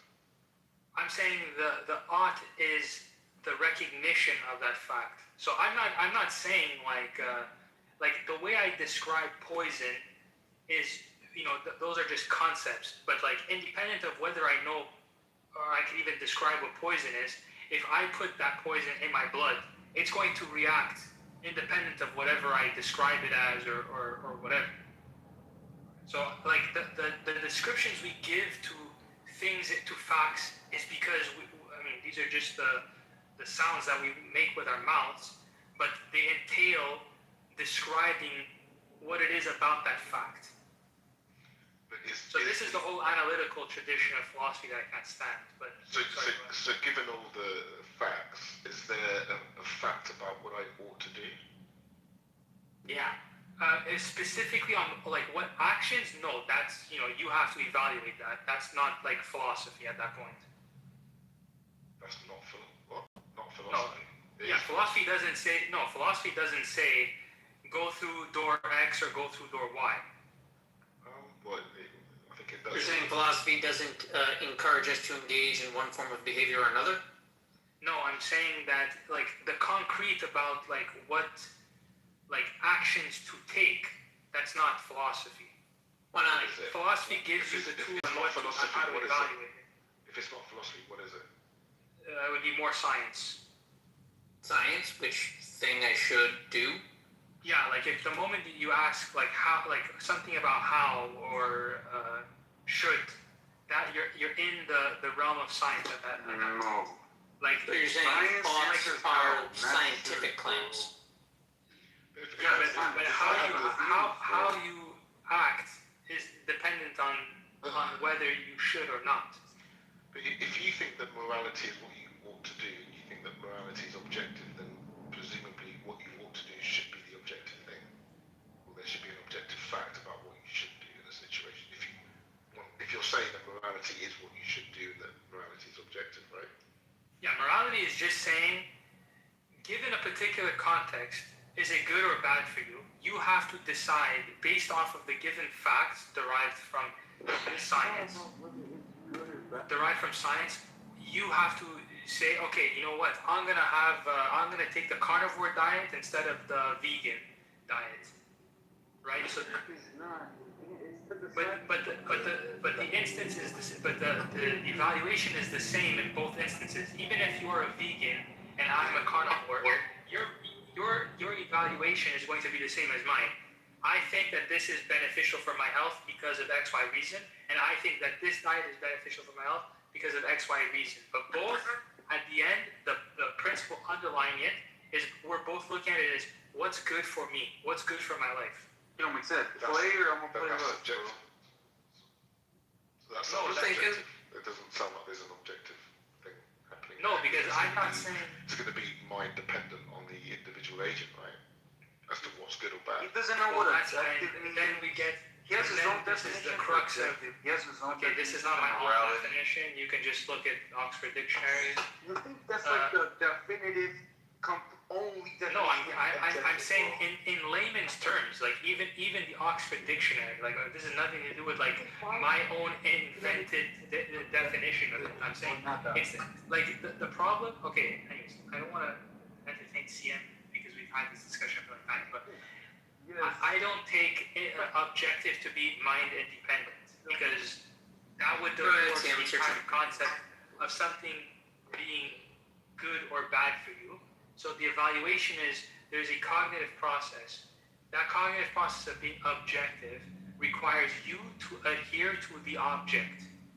Okay, whereas you can evade and depart from the object and replace it with you, the subject, right? So this is what I said earlier by saying, I feel like nutrition is bad for me, right? So you're departing from the fact of what things out there would be good. So if you say like, I feel like water is just really not good for me, and you say, okay, but like, you don't get to dictate the fact out there how it interacts with you. So I'm saying objective means to adhere to that fact. Yeah. I mean, this sort of notion of objective. I mean, I don't know if you can use an Oxford Dictionary for like a philosophical discussion like this, because this is going to require like the philosophical technical definition rather than like a box standard dictionary definition. That would be the first thing. Like the other thing is like how does this like relate to actual objective things like, I don't know, the sun exists or something like that. So that's an objective fact. So how does this play out with like the relationship of you to the sun and stuff for it to be objective? Well, I'm saying the sun existing is a fact. It's just there. it's objectively the case that the sun exists, it's not based on how I feel. It doesn't even need me to exist for that to be objective. Yeah, exactly. It's metaphysically given. It's there. It's like independent of whether I think the sun exists or not. It's there. Cool. Okay. But to say that the sun exists is a claim about reality epistemically that you're making, and you're saying, I observe the sun and I'm claiming that it exists. Whereas there are some people that say, yeah, I feel like the sun doesn't exist. Okay. And I would say that it's a cognitive error on their part that they're doing, because you can physically see the sun. Okay. So how does this map onto objective morality then? So the sun objectively exists independent of whether you're there to describe it or... The fact that he's talking about the fucking sun tells you how confused he is. So I'm saying, well, no, just an example, but so when I'm saying that something is objectively good for you or objectively bad, what I'm saying is there is a thing out there. We'll just use the nutrition and the poison. He's gonna describe facts. I'm going to say it's a fact that poison is bad. It's a but fact poison. that No, water but the is concept good. of poison. Sunlight is good for you. Sian, you're dropping a These are context. still as to- descriptive, Simon. No, you gotta get to the prescriptive. No, because first of all, the concept of poison is relational to your life, to life in general. We know that, like, the concept of poison doesn't mean really good things for human beings, or really good things for animals, or really good things for life in general. Okay, so then the concept of poison itself means that, okay, there is a thing that exists that if ingested is not good for us. Okay, that's the concept of poison. Now you have to identify what those things look like, right? Whether it be cyanide or black mamba juice or whatever poison you think. It's objective. It's a fact, but the that thing itself is a poison. But the thing itself. When you say it's good for you, when you say it's not good for you, what does good mean here? Good means that it's not good for your life. Yeah, but what does good mean here? You can't just use good again. Well, I would say it's bad for you. I don't understand. When you say, what does bad for you mean? Bad for you would mean that it's bad for your life. If you ingest, there's a fact, if you interact with it in a particular manner, it could kill you. Okay, so it could kill you, I agree with you, but this notion of it's bad for you, I don't know what you mean there. If all you mean there that it can kill you, then that's just a descriptive fact. It doesn't tell you about what you ought to do with the poison. Because that would be the right. I mean, I'm not telling you what to do with the poison. I'm saying by the nature of what poison is, you cannot say ingesting poison life. Yeah, okay, that's a descriptive fact, yeah. Yeah, so I'm saying, like, by the nature of what poison is, if the goal is to live, don't ingest the poison. Some poisons are used as medicine. And that's contextual. This is the dumbest thing. Some poisons are used as medicine. And you're right, it's contextual. You're generalizing and typically bad way of communicating. It's so idiosyncratic. Deductive reasoning is, I'm not going to get to the... You still haven't defined good. You still haven't defined good. I have, actually. It's not bad. Even good. even the example, if I grant you what you just said, you're still proving my point, because you just said, I'm going to ingest this minor thing in order to protect me from this other thing in order to promote my life. But if I wanted to end my life and then I learn all the descriptive facts about poison and I have the goal to end my life, then what I ought to do is to drink the poison. Absolutely, you can do that, yeah, because that's what you know, yeah. Right, but the fact that the poison is poisonous doesn't tell me whether I should drink it or not drink it. Because exactly. Whether I drink it or not drink it is dependent on my initial goals. Exactly, and philosophy is just there to describe how you should evaluate poison or nutrition. Yeah, that It's sounds saying if the goal is to thing. live, take the nutrition. If the goal is to die, you take the poison. But then that's a hypothetical imperative then. How so? If I want to live, then I ought to do this. If I want to die, I ought to do this. If I want to win a game of chess, I ought to make this move. If I want to lose a game of chess, I ought to make that move. Right, but in your life, you have to make. The goal might not be to win. It's all conditional on the if statement. Like, if I want to, then it is the case. But yes, exactly. Yeah, but as a living creature, you naturally want things. But if I want is subjective, it's not objective. It's not subjective if it's already given that you're living. So the thing that you might want, like for example, it's not objective for me to be in like the film industry, or it's not objective that you're a finance guy, or CM is a PhD. I don't know if you're a finance guy, by the way. I'm just throwing out random things. I mean, it's objectively true or false. But given like your own values and like how you've grown up and what values you do value and what you'd want to pursue, then it says if you want to be an astronaut, what are the things that would end, or if you want to be a football player, what would be the values or goals necessary in order to No, this is a bad analogy. Being a football player, being in the film industry is not the same as promoting life. These are not the same scale. I would say so. Could drinking poison ever be a good thing? Sure. Yes. So yeah, I mean, in the context of ingesting poison in order to what's it called, to end your life. No, not end your life. Like there's a guy I've seen on YouTube. He ingests himself with very, very small doses of black mamba venom in order for him to be immune. So it's contextual on what you want, right? If you want to end your life, What you're saying is it's good to poison.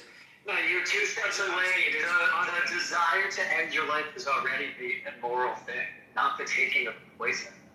No, I mean I wouldn't. No, according to your own theory, according to your own theory, that we should only do things that the moral things are the things that promote life, right? Then the desire itself to want to end your life is some kind of moral dysfunction. No, it's. It doesn't matter that you want to. It doesn't. Either it's contextual or it's like dog, or it's like always true. Well, then you don't know what. Then you're contradicting yourself. You're contradicting yourself. No, I'm saying you're blanket. You made a blanket statement. You made a blanket statement about. You made a blanket statement about morality is that which promotes the good is that which promotes life. Is that correct? Yes. Good. But then you say it's contextual, right? So the contextual is if it promotes life, right? But in the context of my goal is to not promote life, then it's that goal itself that is immoral. Yeah, but I'm saying you're talking about if a person wants to end his life, morality no longer pertains to him anymore. That's not what I said. Yes, you did. Oh, you no, I didn't. No, I didn't. What I said was he's making an immoral decision. Not that morality doesn't apply to him. Do you see the difference? Hey, play me, Zed. Hey, Crimsonite, come up. Yeah, it's your turn, dude.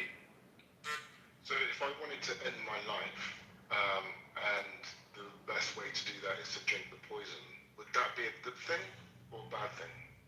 It's amoral. It's not. If the decision is you want to kill yourself, how you do it is completely irrelevant. I'm reminded of the How can last it words be of amoral? Socrates.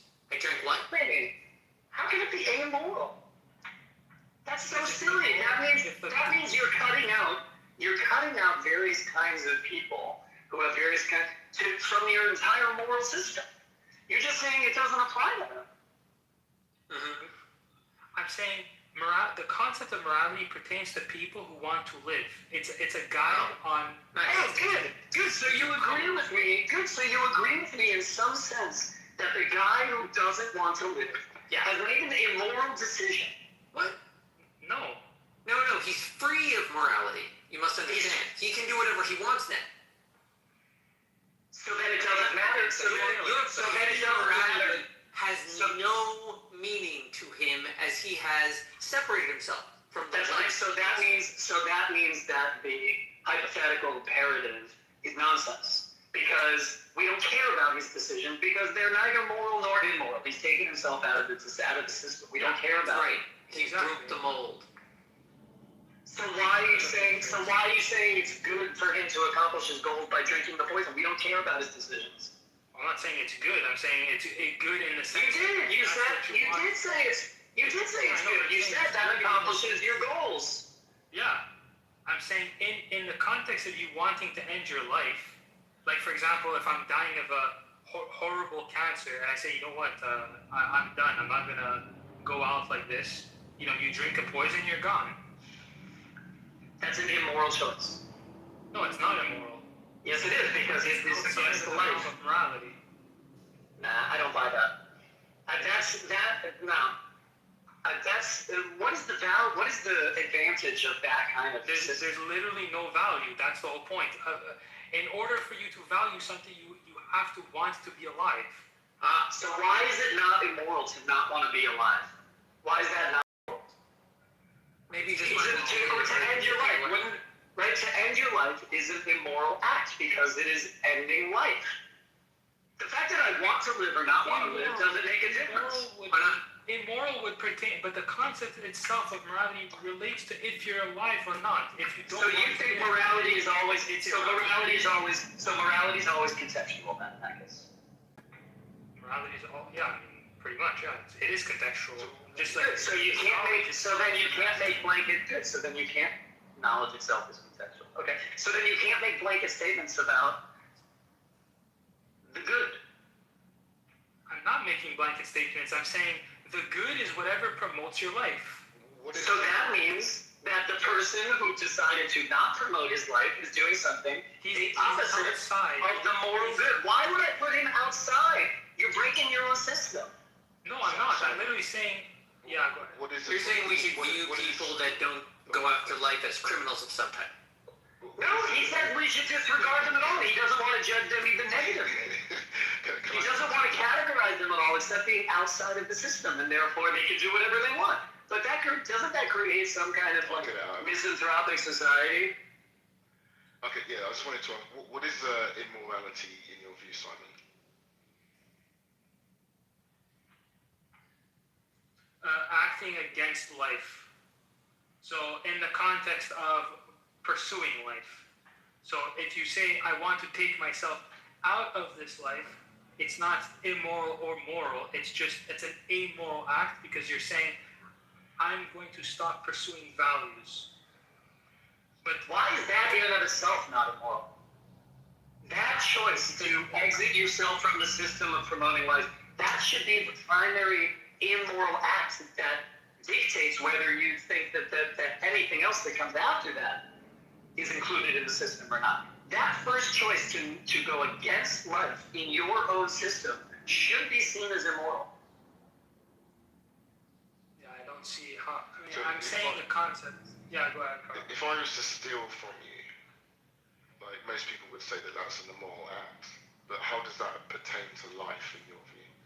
Because I'm relating property to your life. So, like for example, let's say it's like completely ad hoc, bro.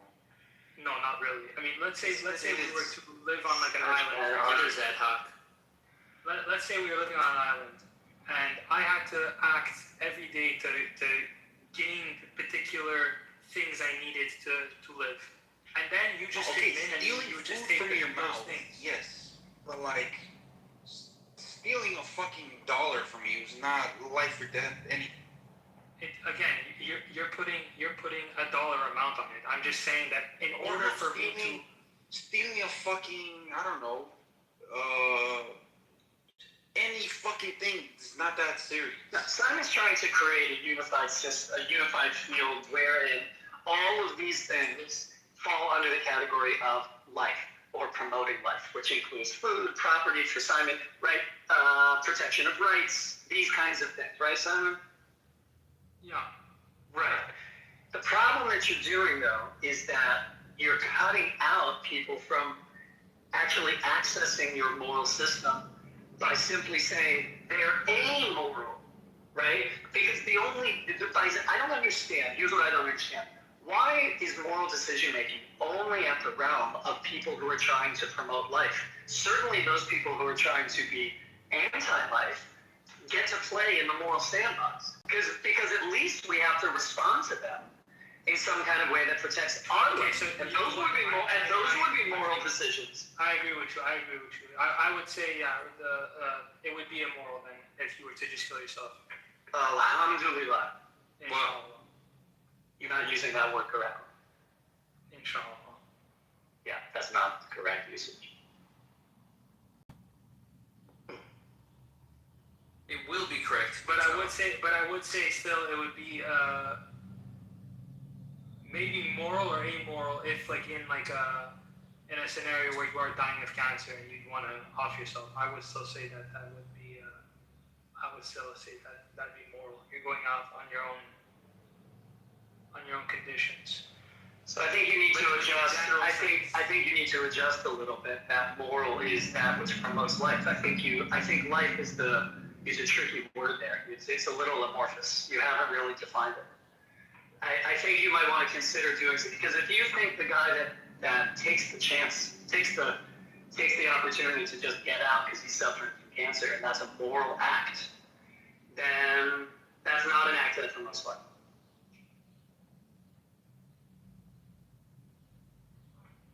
I think you need to think a little bit deeper.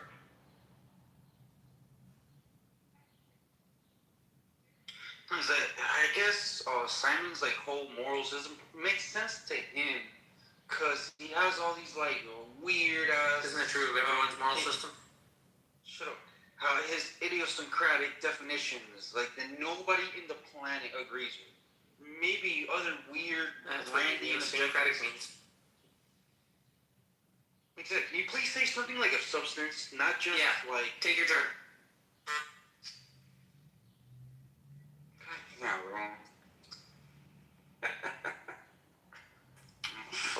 The ultimate choice. Lighten up, Sian. Lighten up, man. Yeah, it's a lighthearted discussion. We're just talking about like some of the deepest things that people have been discussing for like 3,000 years.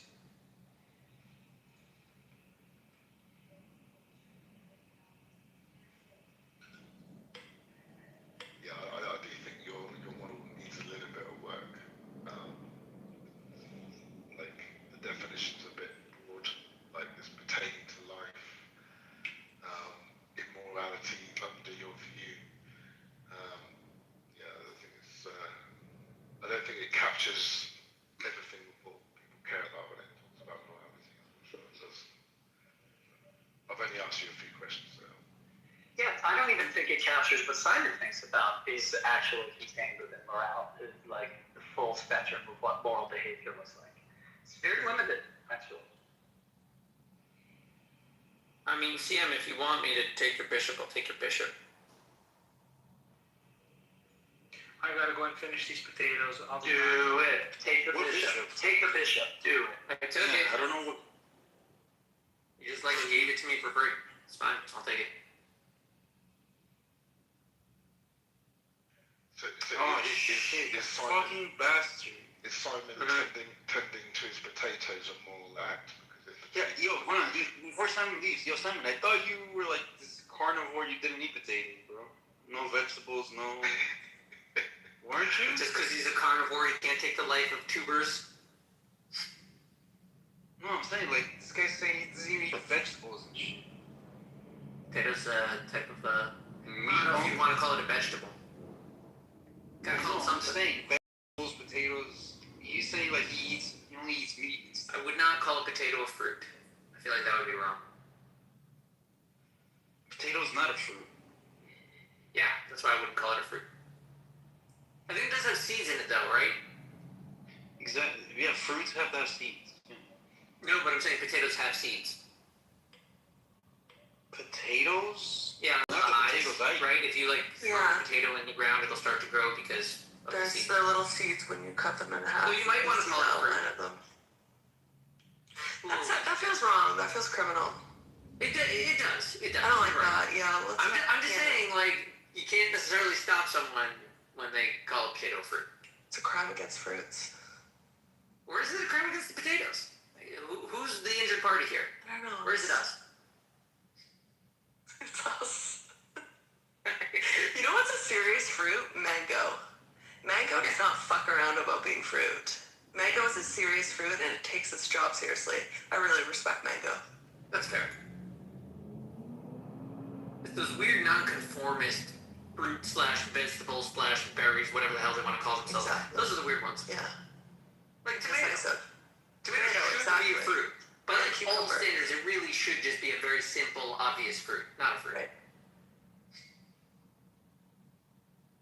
Yes, Simon, I don't know if you're listening, but yeah, I think your view, like I said, now you're about to tend to these potatoes. That's gonna enhance your life, but I don't think like peeling potatoes is like a moral act that you're doing, even though it's pertaining to your life. I feel the skinned potato might disagree with you. I feel like the Irish might disagree. That's right. You fucking Brits, you just starve them with the potatoes. Oh, there's no morality in taking all of the potatoes to the motherland.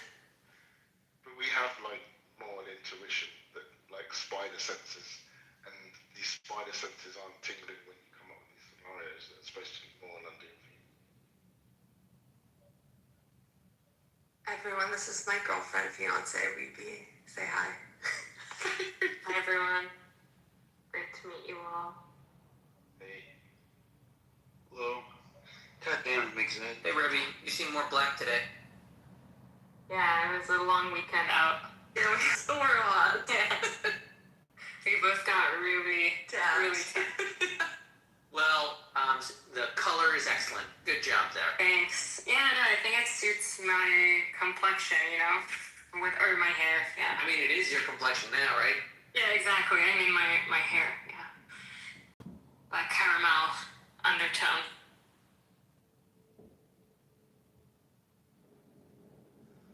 Is that Tina Turner? We're having a henna soon, so we're gonna have like a clubhouse celebration. Mm-hmm. That is not Tina Turner. This is Rebbie Jackson, Michael Jackson's sister. It looks like a Jackson. Yeah. Let's see. Oh yeah, Feel free to look her up. I can see her now. Yeah. Talented family. A little bit conflicted though, isn't it? Kind of a sad Jackson is story. related to them.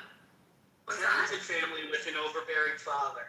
Yeah. Samuel Jackson is related to the Jackson 5. Really?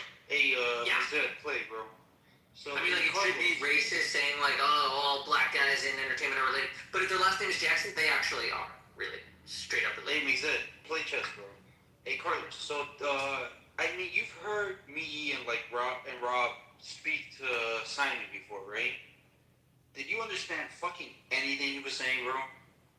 Dude, are you seriously, like, trying to chase a pawn? Yeah. Well, I'm gonna take your rook now. I know. We're getting like a full commentary for the chess game. Great. So what, you're just giving up this game, I guess? Yeah, I'm kind of screwed, for the most part. I mean, I don't think you have to be, but you are now. kind of going for broke. You didn't do anything, you just moved your queen into the middle of the board. Yeah, to answer your question, I didn't know. I'm not following. I don't remember the conversation you had with Rob. Following. He just lost his game. It made sense. Nothing going on. Really? It's a bird game. Oh, I like this photo, Princess. Yeah, you look so pretty. Thanks, it's a filter. Don't say that.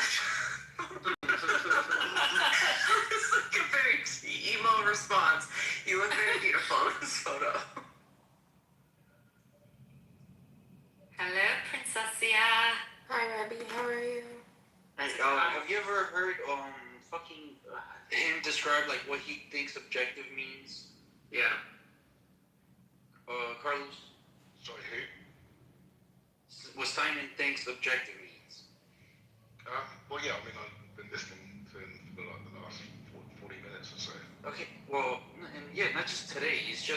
So first of all, he doesn't talk about like what is objective. He talks about quote unquote being objective, like the action of being objective. He doesn't really. It's like he doesn't know that something could just be objective, like what is. He always talks about, oh no, it's like it's.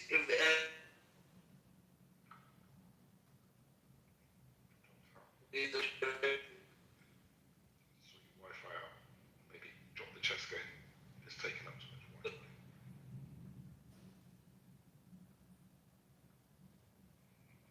But no, I've not heard him talk about it before. Not that I remember anyway.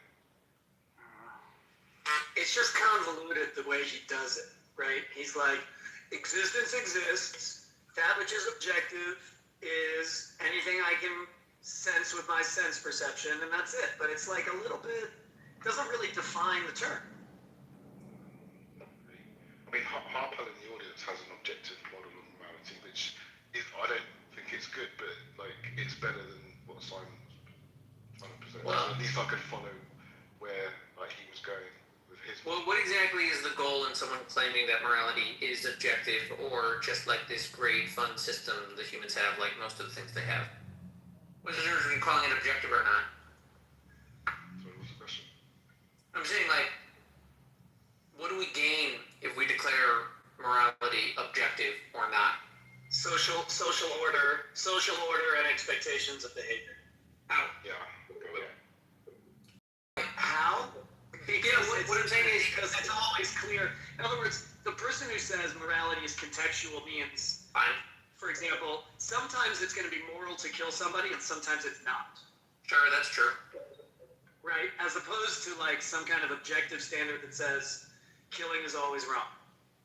Yeah, but I'm saying like maybe the opposite is not. I'm just trying to understand sort of like what practical. I'm trying to understand what practical difference it makes to like A, an individual, B, society at large, if we declare this objective or not.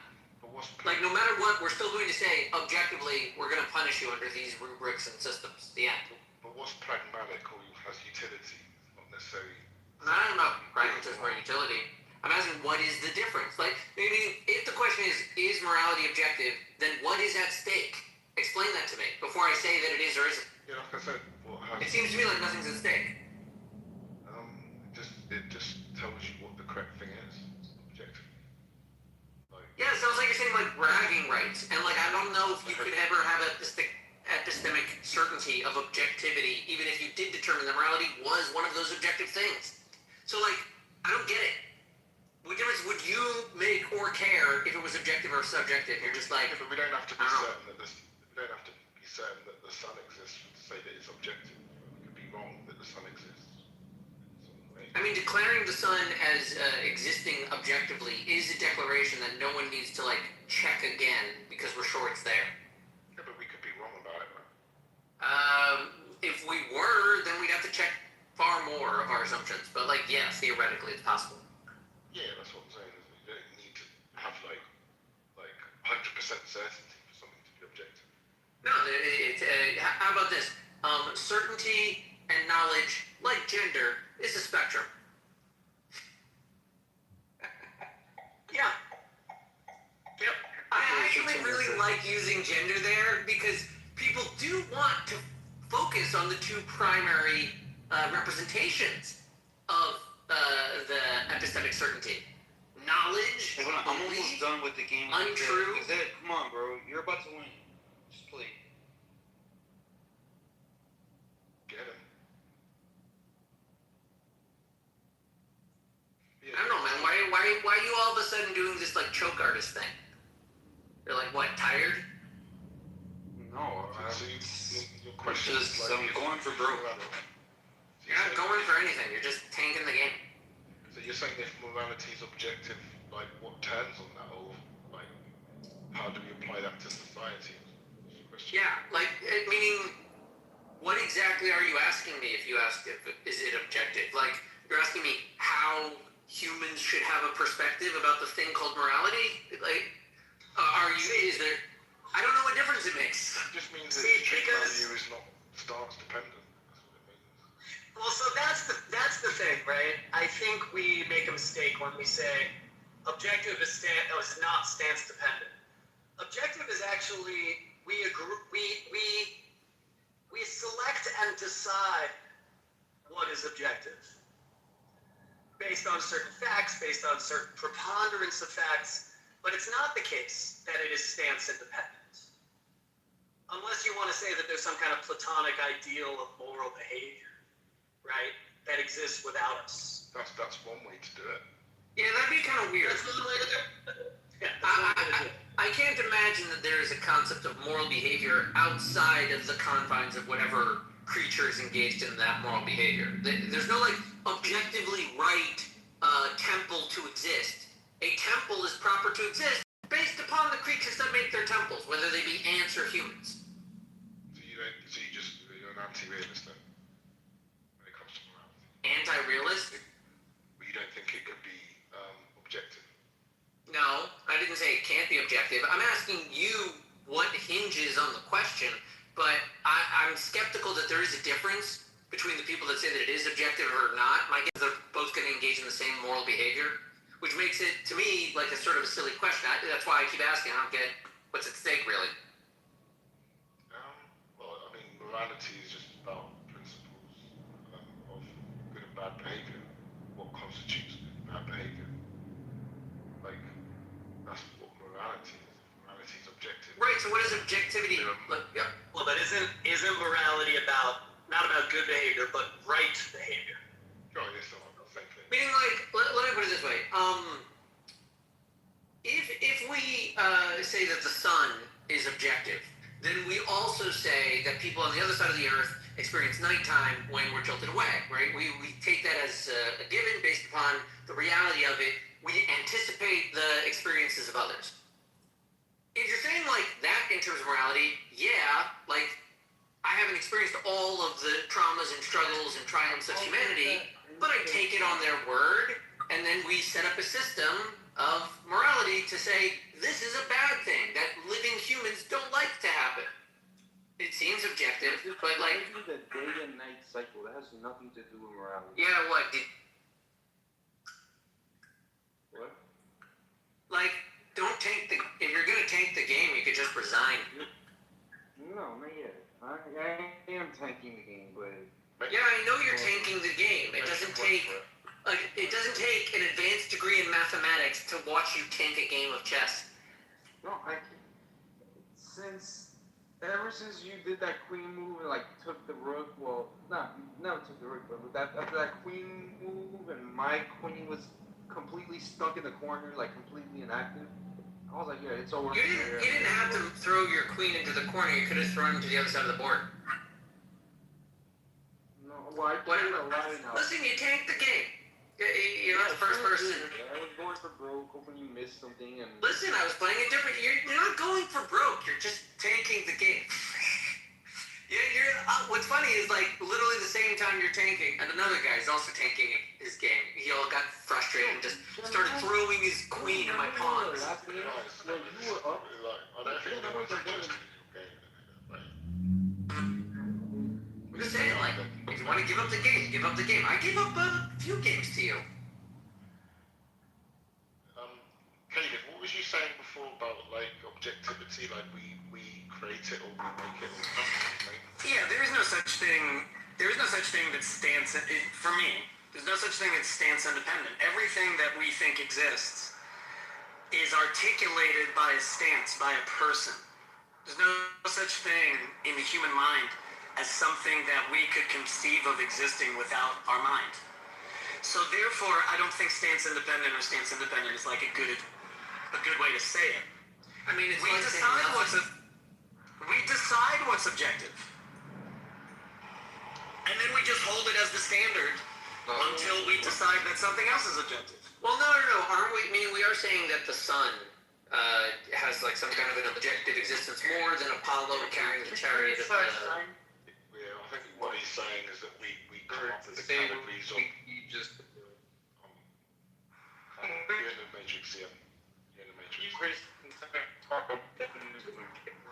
but the thing you just said. Still can't hear you, Sian. Don't know if you can hear me.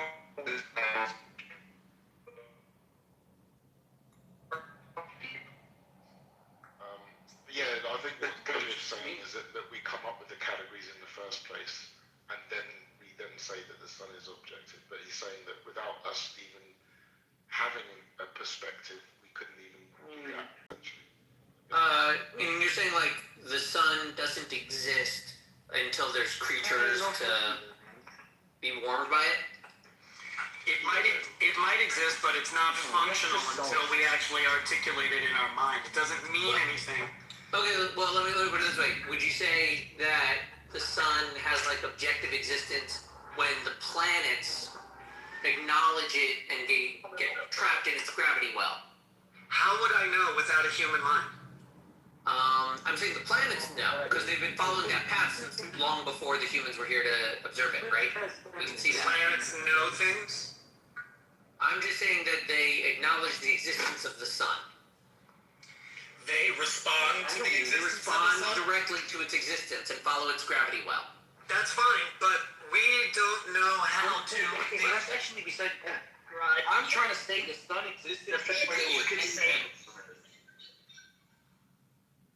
that you can say something like that, to me, that is. CM, you're in the Matrix and you're choppy. You good? Anyway, Big Zed, I think the fact that you're able to say the planets respond to the sun is already inside what I'm saying, which is we've already decided there's a thing called the sun, and that we've already decided it behaves this way with regularity, so we call that objective. But that's not independent of me. That's not independent of a human mind. All of those statements, those are all taken statements, I agree. Yeah, your definition of objective is just as retarded as science. Yikes. What? You're trying to say objective is dependent on mind, which is the Yeah, it absolutely Yeah, is. you're supposed to have an idea that isn't dependent on You our mind. cannot remove God from the equation. Are you fooled? I think what he's saying. Okay. I think what Good answer. I think what Caleb's saying is that Are you insane? Like- How can you possibly remove the Alfather from the equation? I don't know. The Vikings did it. But yeah, What? I said the Vikings did Why do it. you have to? God remains an undeniable fact. Why do you do this, man? You're such a troll. How often do we need to discuss the all? Wait, let me Come on, finish. man. Wait, let me finish. Be honest. I can prove God through life. Wow, but that's you can't impressive. prove Satan. You can't prove Satan. How come? I don't Because he know. created It's a good religion. question. Alright, He created religion. bro. If you don't want to go to the audience, bro, shut up, man. Listen. You need to fall back 1,000 steps. You fool. You fool. So,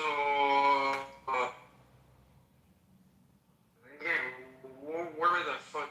So I wasn't the Matrix. As I said, Satan doesn't exist. He created all religions. Yeah. He Do successfully, the right thing. he successfully do the split moral- the people.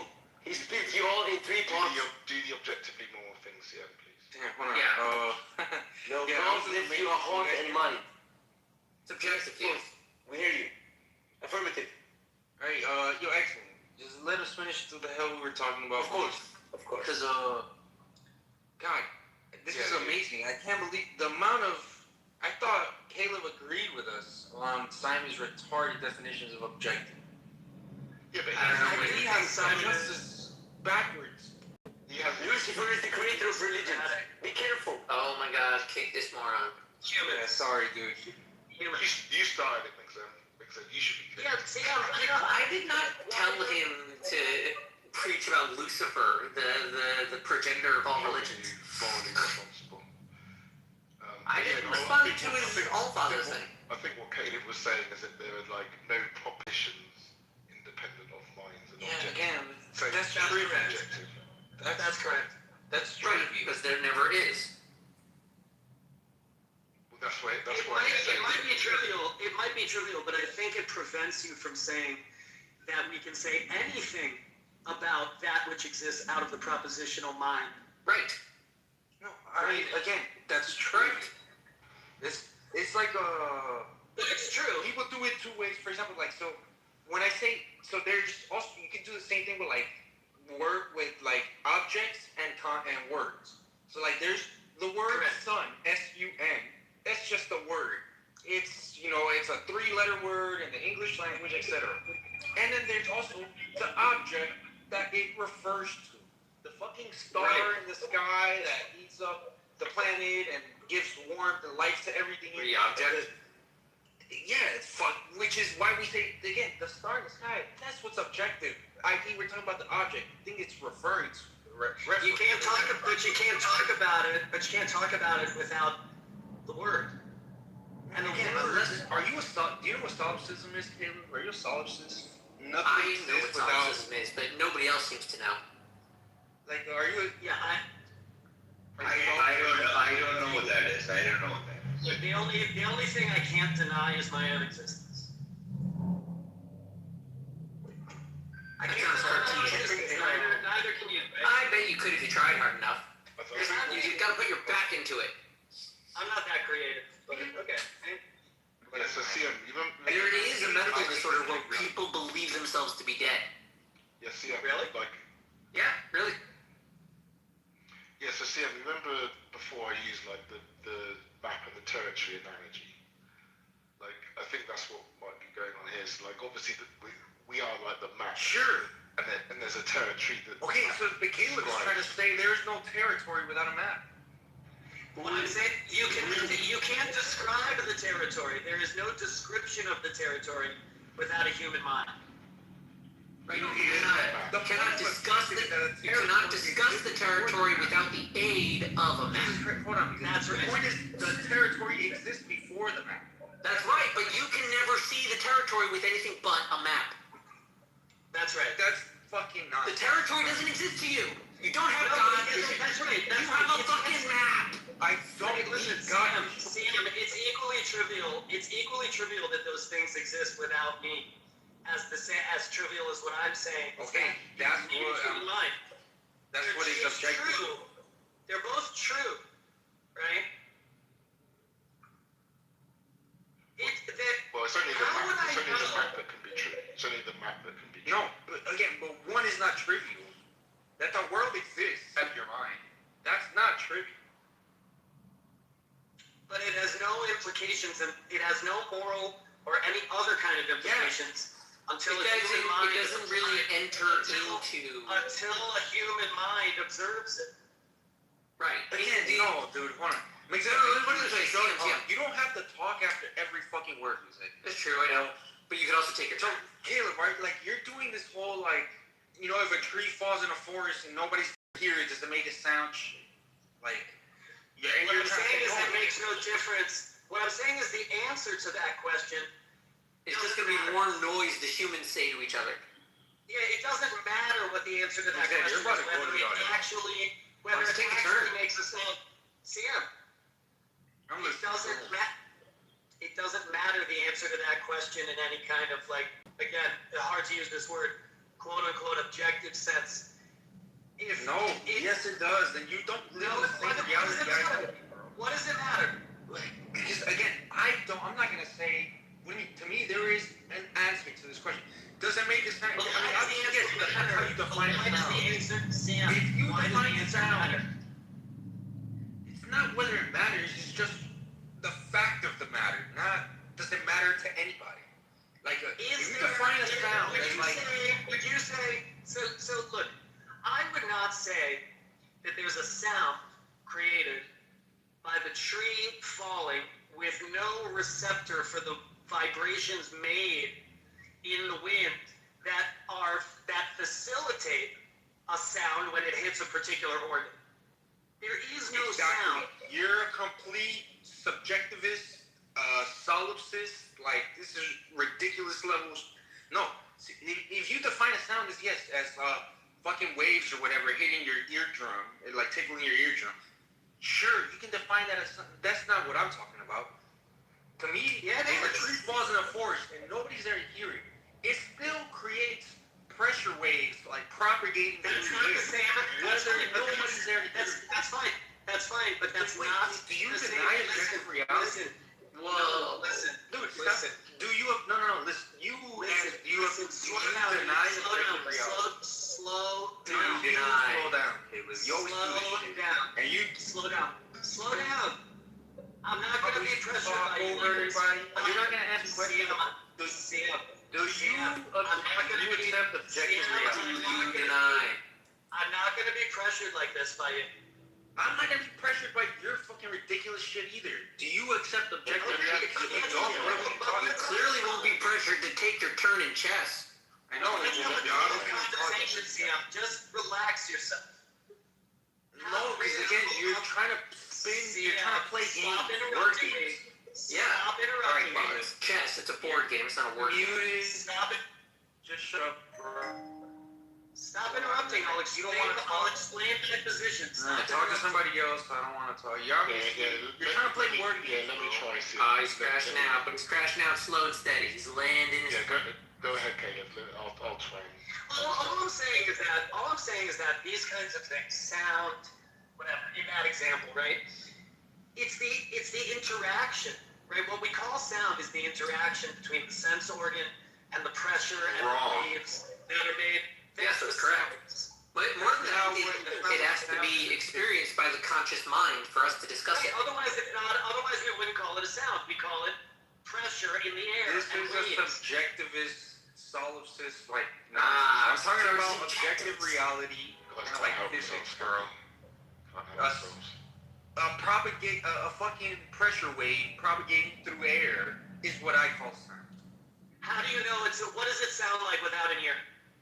It doesn't matter what it sounds like. Whoa. Nobody even has to hear it. Nobody has to hear it. Whoa. If somebody was there, they would hear something. I don't know. Nobody has to hear it. What would it sound like to them? It cannot be described as a sound because it's not being experienced by a mind. If you define it as only something if it's heard by a mind, they're experienced by a mind. Which is, again, completely subjective. Sam, that's the word we use to describe the interaction. Well, then, use a different word. That's a subjective sound, not the pressure wave.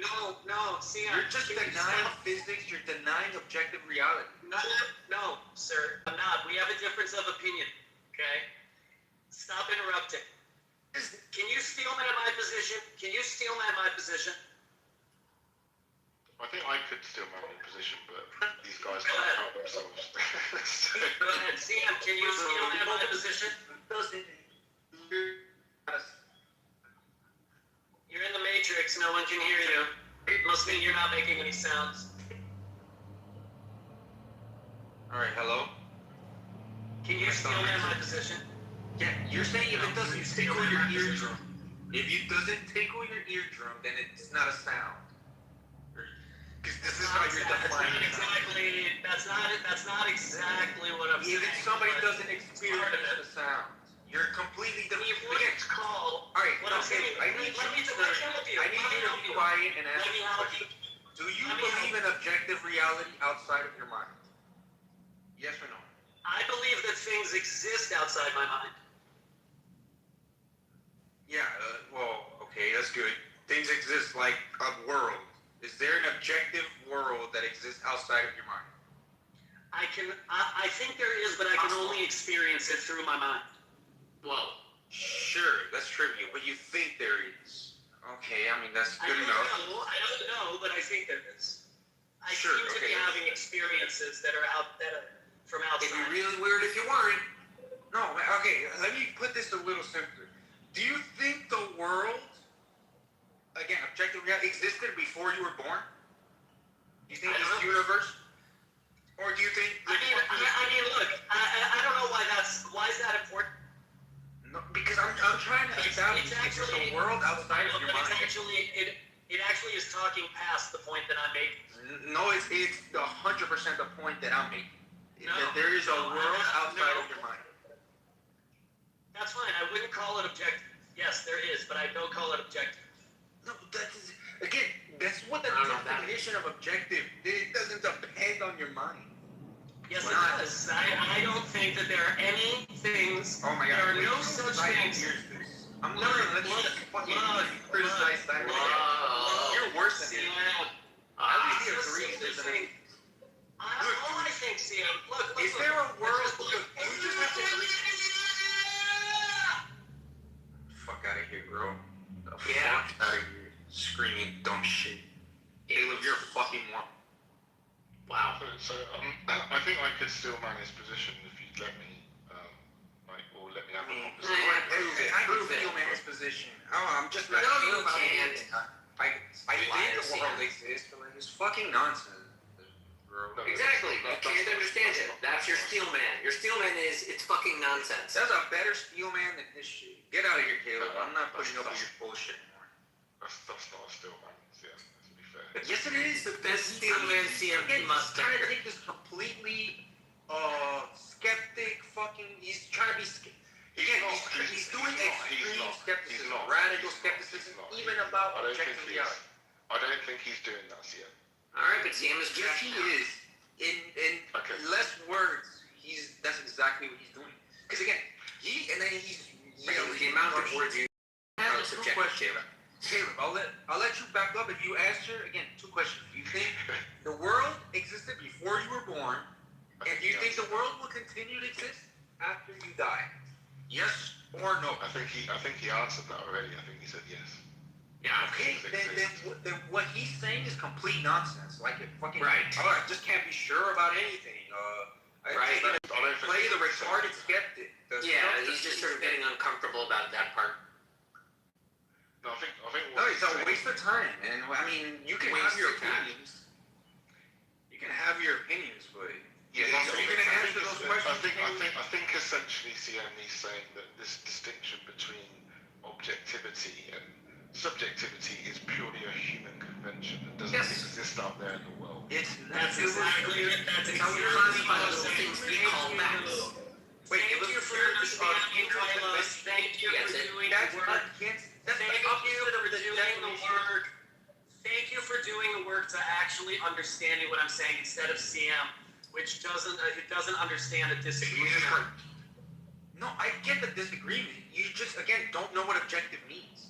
Okay, wait. The difference is no, It's the CM. In a room with me, I'm never gonna let you criticize Simon. You're even worse. That's right. Right. CM. I'm simply what Carlos said was correct. I simply don't. It's a trivial point. You're either making a. My turn. No, your turn. Yo, you're holding the talking stick. You gotta wait that shit one more time. Again, my turn.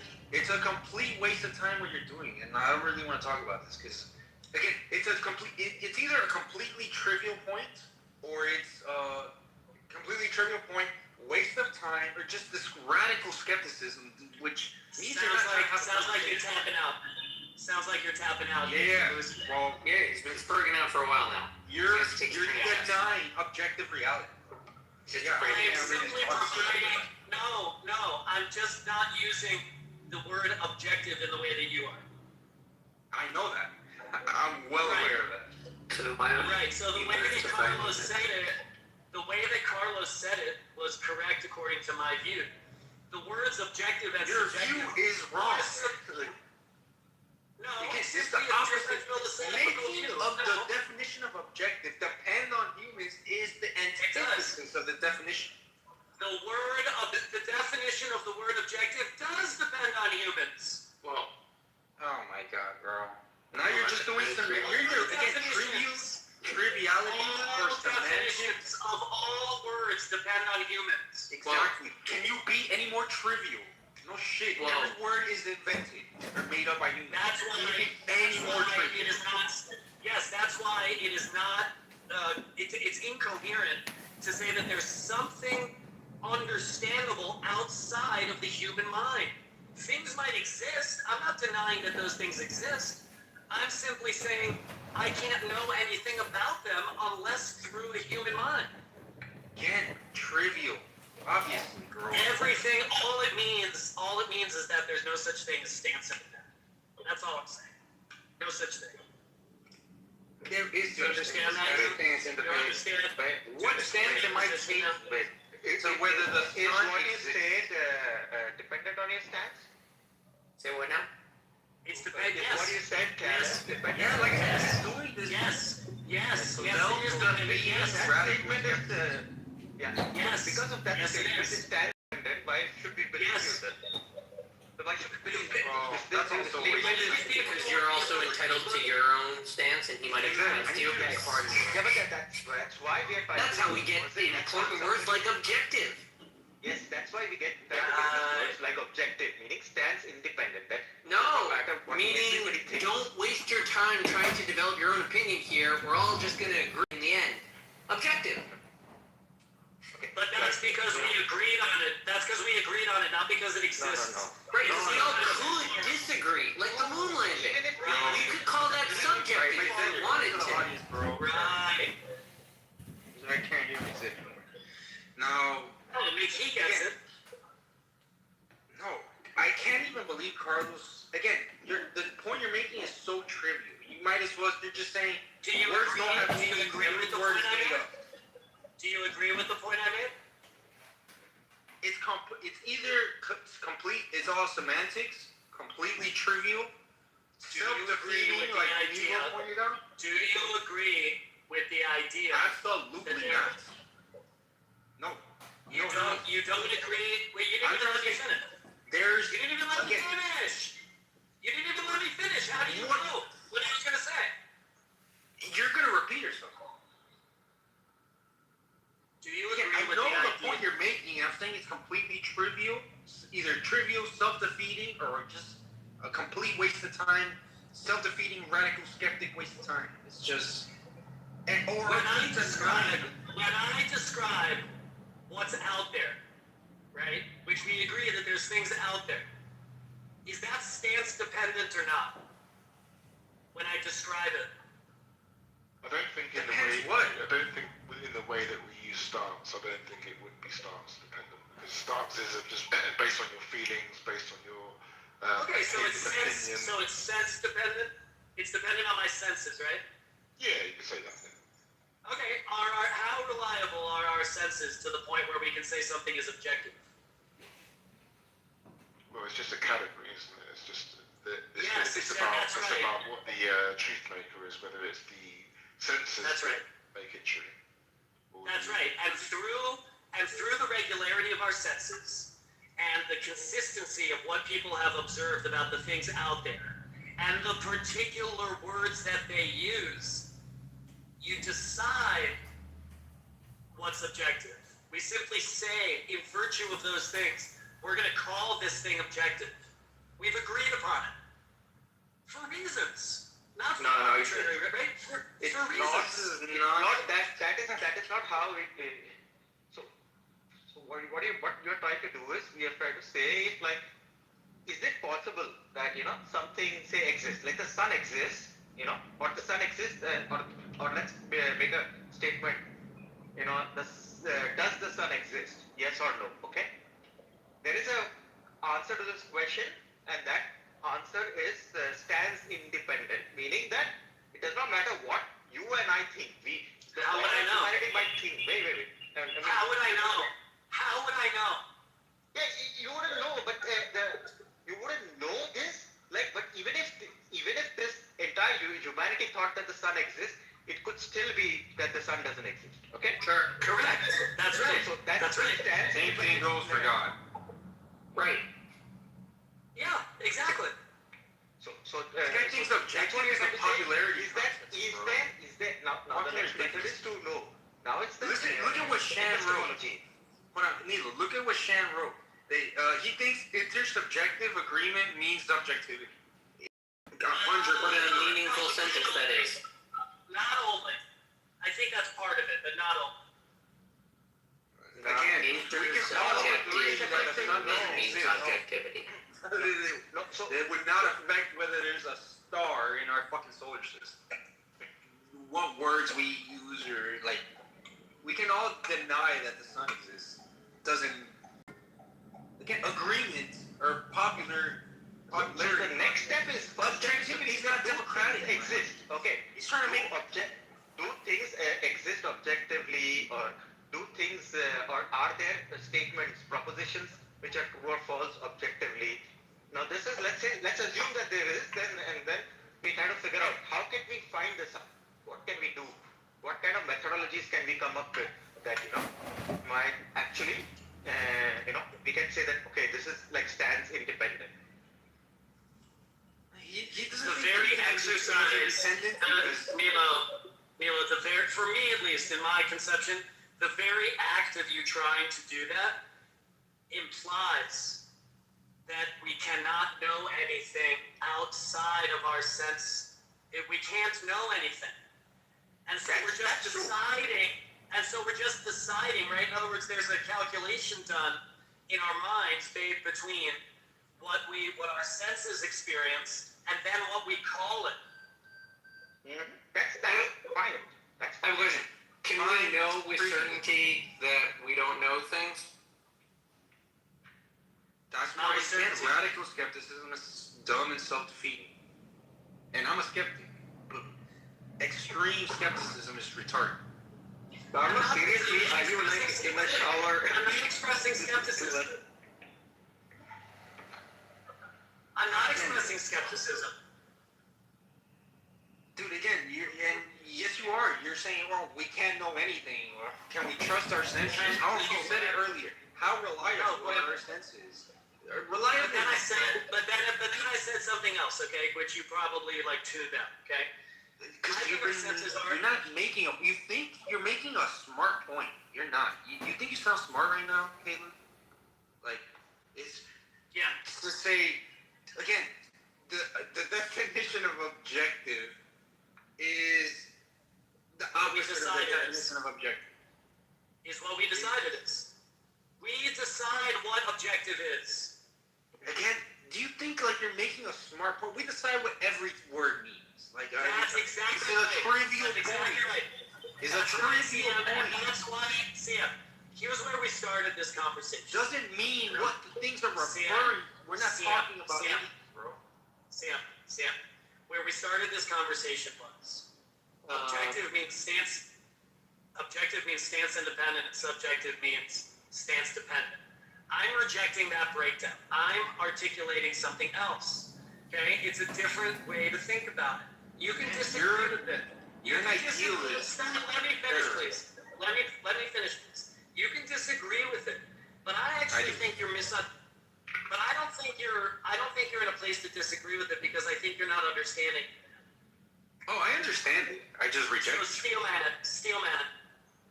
Dude, you're not saying anything beyond we decide the definitions of words. Yeah, we decide. Steel man, what I'm saying. I'm fucking doing it for the third time, and actually, I'm not even gonna do it. I already did it. You're doing this completely subjective, idealist, fucking nonsense. I'm an idealist. Yes. Yeah, exactly. I completely reject it. Which isn't. That's fine. You can reject it, but that's a coherent idea of the world. Sure. You don't have to accept it, but it's not incoherent. But I'll just again. But which is why this conversation is probably over. At least this one with you, because beyond what we talked about.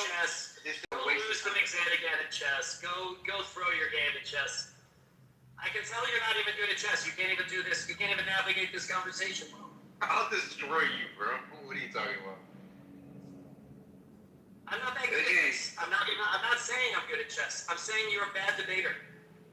I'm not a bad debater. I know what you're doing. I know we're not gonna get anywhere because you're doing the same thing Simon's doing. Listen, Siam. Definitions. You are merely a student debater before Cully the master debater. Makes sense. I'm not doing what Simon is doing at all. You are doing exactly what I would say you're to doing Simon is exactly. No. I need you to shut up. No. You're doing exactly what fucking Simon does. Wait till he hears. I wish he was here. God, I wish he was here. I wish this room was on replay. Oh my God. Wait till Simon hears. What I would say after all the conversations I've had with Simon, after all the conversations I've heard, dude, I didn't know your shit was the same point as you're doing the same shit he's doing. Just I have my own definitions. I live in my own little world. It's self-consistent. It's not my own. It's the definition of idealism. It's not my own.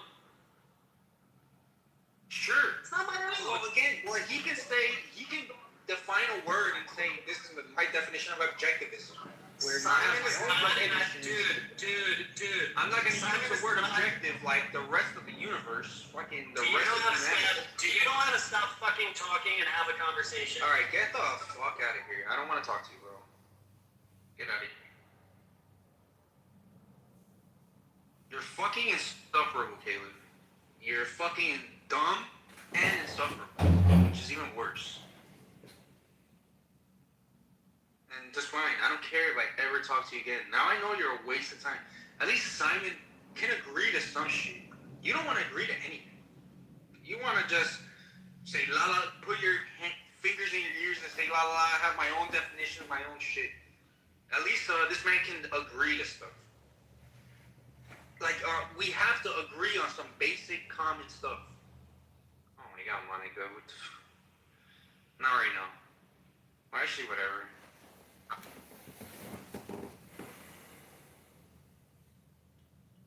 CM? CM? Yeah. What is it?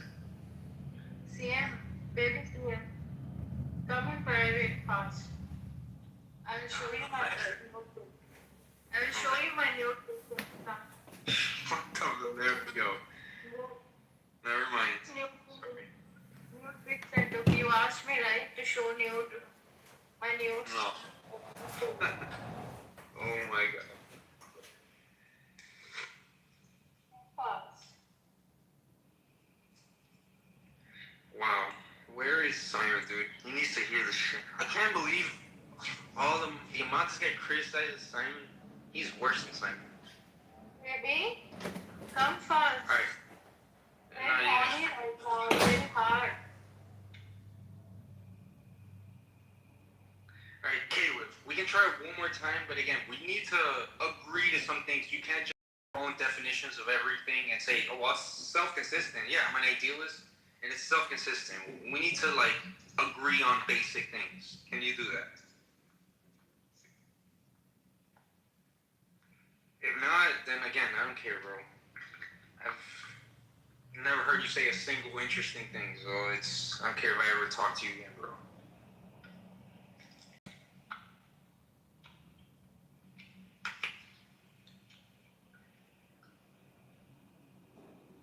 Cajoling? What is cajoling?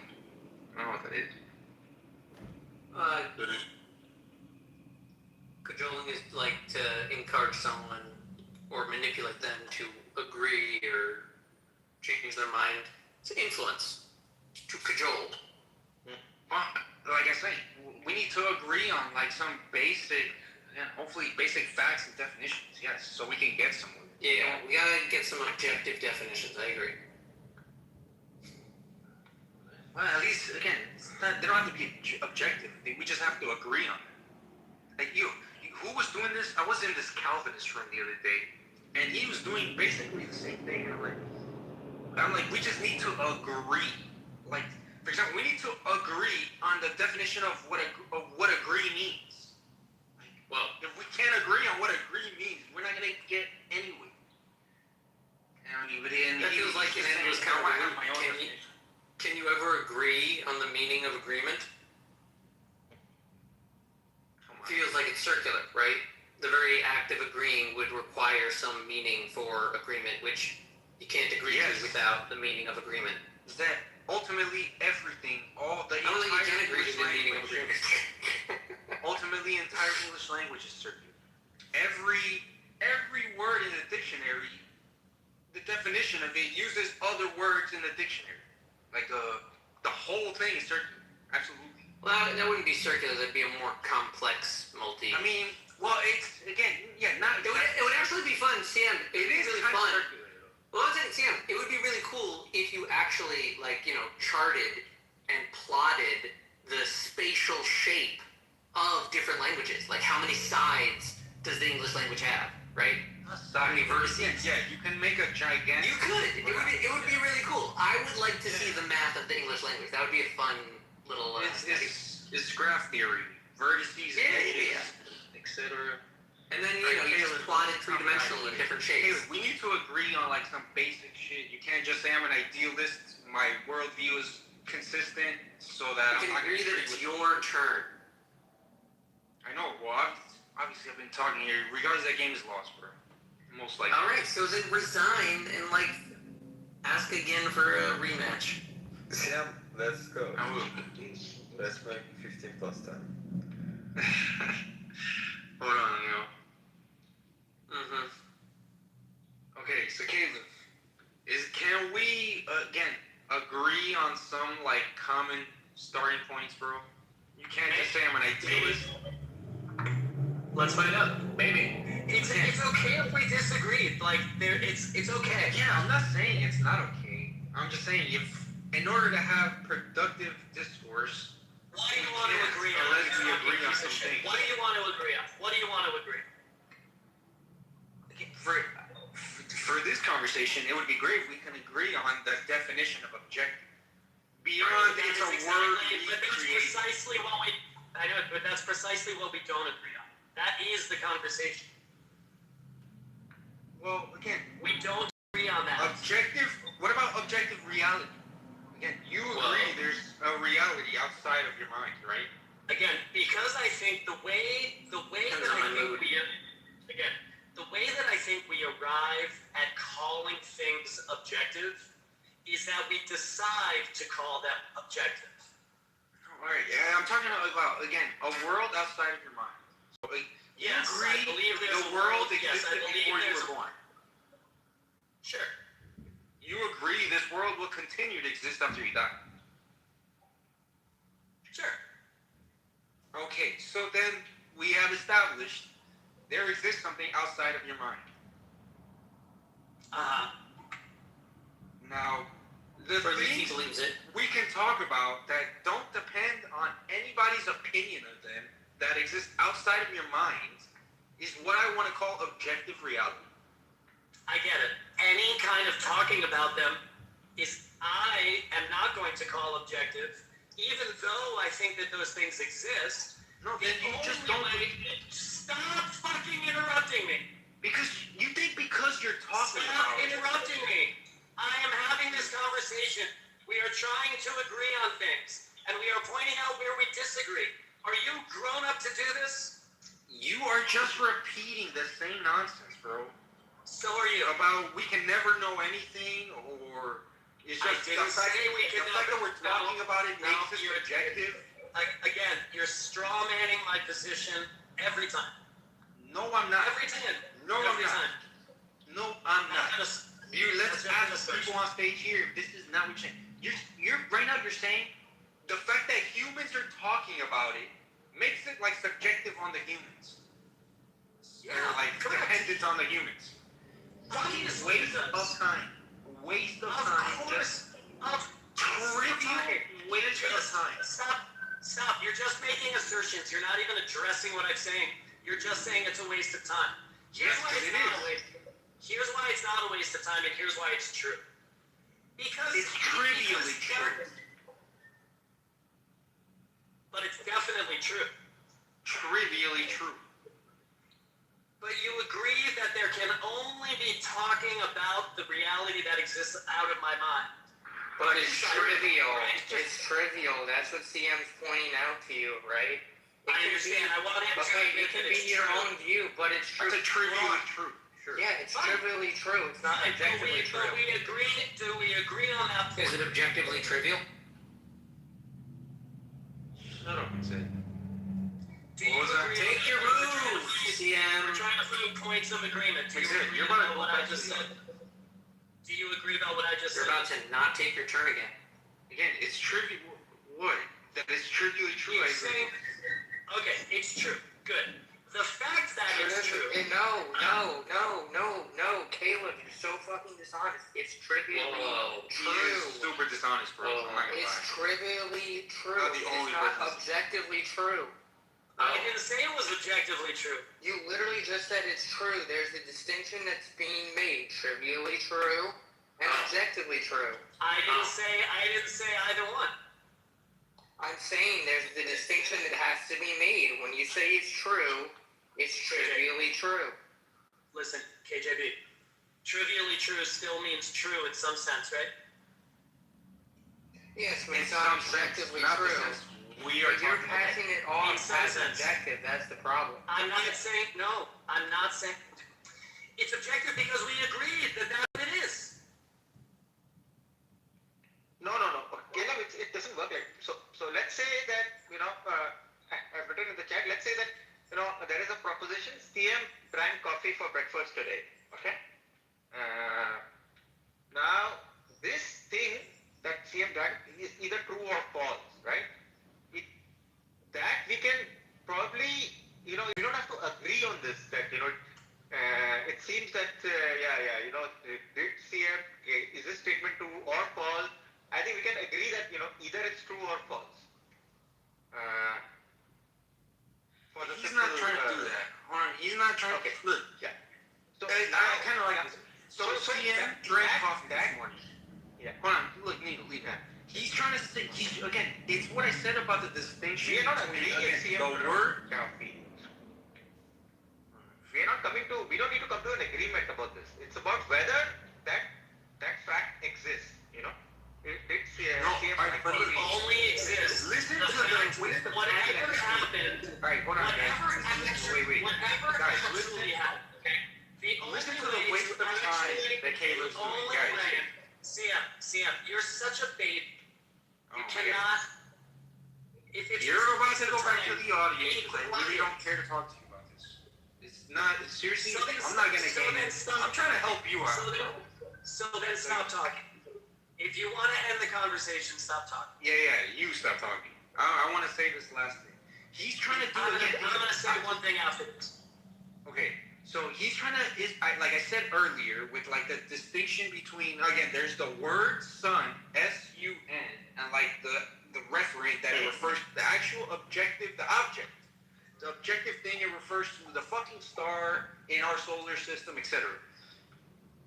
Or like when you, and he's trying to just muddy that up. Same thing when you said about, like, for example, CM drank coffee this morning. He's trying to, again, conflate the things. So it was like, well, he didn't drink coffee because coffee's a word. He didn't drink the letter C, the letter O. Coffee's just characters in the English language. The word coffee. He didn't drink coffee. Good. Straw man. Straw man again. Straw man again. You're not making that distinction, bro. Straw man. You're trying to conflate them. Straw man again. How is it a straw man? Explain how that's a straw man. Because, and I'll articulate my position again. Explain how that's a straw man. Because it's You're not wasting time with your own retarded definition, bro. Do you want me to answer your question or not? Bad assignment. Do you want me to answer your Bad question? assignment. Go ahead. Can I answer your question or not? Yeah. Okay, you gonna interrupt me? If you ask it again, I will. Go ahead, bro. Are you gonna interrupt me? Bro thinks he's Darth Dawkins. This is hilarious. Yeah, this is. No. And he thinks he's not smart. This is the worst part. Like, this is. Forget it. I don't.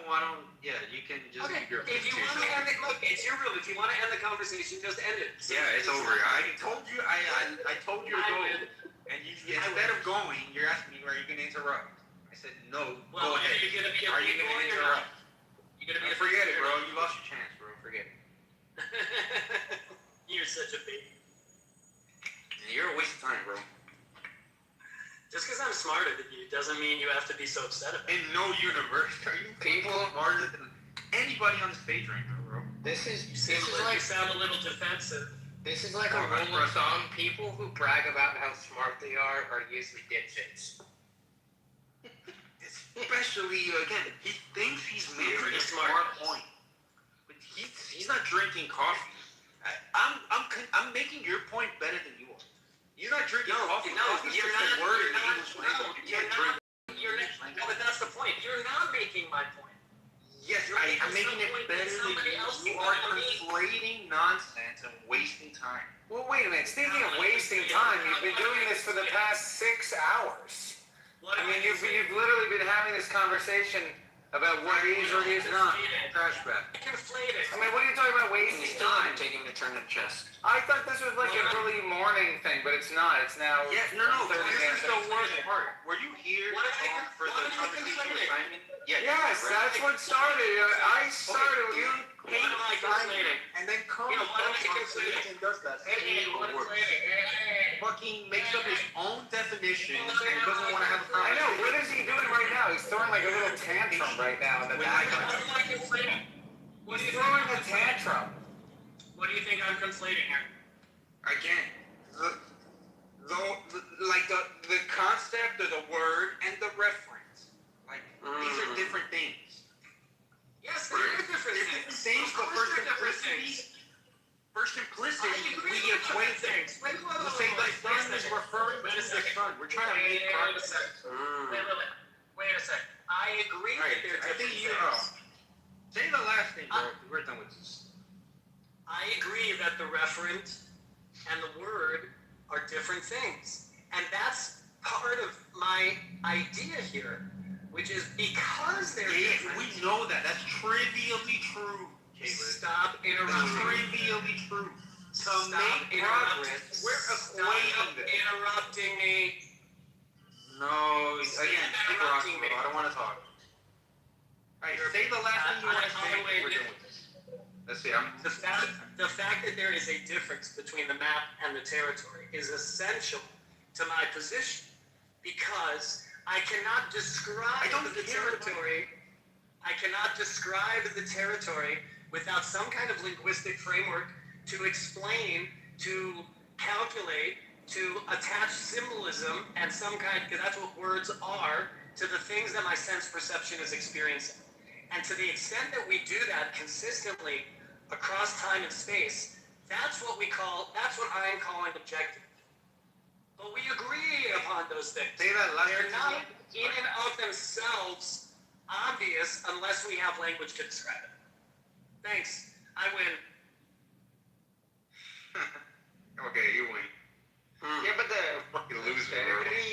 He thought he just made a print. I was about to ask, does anybody not know anything you just said? Like without words, we can't describe anything, etc. Fucking garbage waste of time, bro. Well, does anybody know? Did anybody not know? Like, is that what he said new to anybody? Yeah, I learned that first year philosophy class, and we had to try to argue against that. The teacher just kicked him out. He didn't have time for it. That was actually a waste. Dude, damn. Wait, even Bruce says here, did this guy say anything you didn't already know? It's like, we can't talk about anything. We don't have words. We need, and to have words, you need a mind. Like, again, complete fucking waste of time, bro. I think he left thinking like he said something profound. Because see, if they don't want to really have the discussion, they just I know for a fact. with semantics. You know what they're doing. He wants to talk about do. That earlier. Dumb religious people. The worst part is, I tell you, like Pro always calls him an atheist, and when you hear him defend like his faith or religion, he does sound like an atheist. He does. Even McZed occasionally will at least like bite the bullet on some religious shit. He almost never does. I say the I've never heard secular mix that too. You know, if it's a little more reasonable than we're talking with usually. Sorry, I'm at work.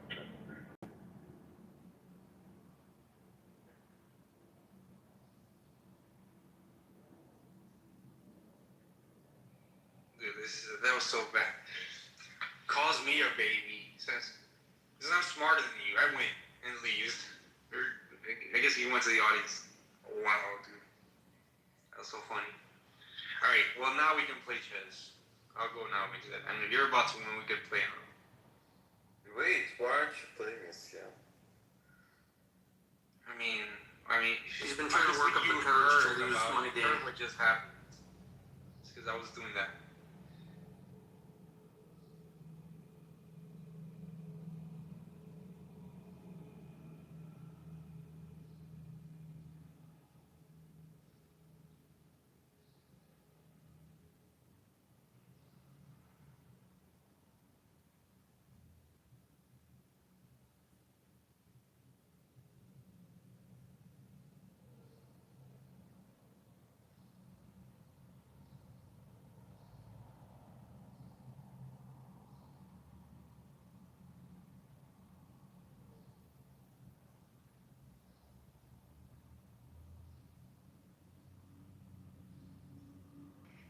Yes, yeah.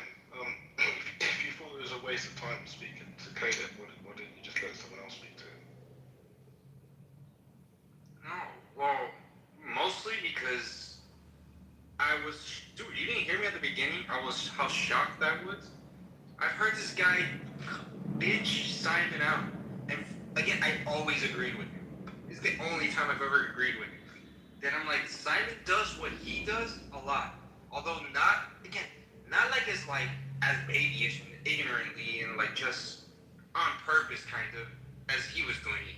I mean, he was just sticking his fucking fingers in his ears and saying, blah, blah, I'm just not gonna. But you agree, my idealism, etc., is self-consistent. Like, okay, then you're not trying to have a conversation. Like Roy just said, you're not even trying to have a conversation. I'm surprised. If I'm being charitable, do you try and be charitable? I get accused of being toxically charitable, but I think Caleb was actually trying to have a conversation. Like, you kept coming off your mic. Like, I was in the shower listening, but every time you were speaking, you kept saying. Dude, he was repeating himself. Yeah, but you were repeating yourself as well, to be fair. I don't think that's necessarily. Well, no, I was the only one trying to make progress about, like, what can we agree on? Let's agree there's an objective reality outside of your mind. I'm surprised he agreed to that. Obviously, he rejects the objective-subjective distinction. He's still going to, agree that things exist. No, all right. Well, did you hear my whole thing? What I'm calling objective is what exists, independent of your mind. Now, if he's gonna say nothing exists independent of your mind, then whatever. Yeah, this is not even a conversation. Well, there is nothing to talk about because this. Well, yeah, this definitely. You say there's nothing to talk about. Like I'm saying that maybe other people think that there's something to talk about and they can still have a conversation. Yeah, I sent you the challenge. But in general, CM, there is a view. Yeah, what up? It's called the view from nowhere. It's difficult to have actually to make claims anything about objectivity because any claim is made from a biased position. Like if I'm making, Carlos is making a claim, all of our claims come from a biased position. So how can we actually ever make an objective claim? I think that's maybe what Caleb was saying. What do you think? Yeah, but why not? Okay, but Yeah. Why not just say that, right? I think it would have gone easier if he was saying, look, we all have our personal biases, which I don't deny, right? So how do our biases factor into our views? Why not just say that? I think that would have sped the conversation on quicker. He did say that. He said that it's all stance dependent. Oh, okay. Right. That's why they were just yelling at each other over and over again. But what we are, what I was trying to explain to him is that the definition saying that there are stance independent facts. Now, how do we obtain them is a different matter. But just that there are stance independent facts. Yeah, maybe CM and Caleb needed to agree on what it meant for something to be a stance. And then maybe there could have been some agreement there, or maybe there wouldn't have been. I don't know. But that's maybe where the conversation needed to be had. No, again, he was rejecting basically that anything can be objective because if a mind says something is objective, I'm rejecting your term. Automatically, shut up. It's automatically subjective.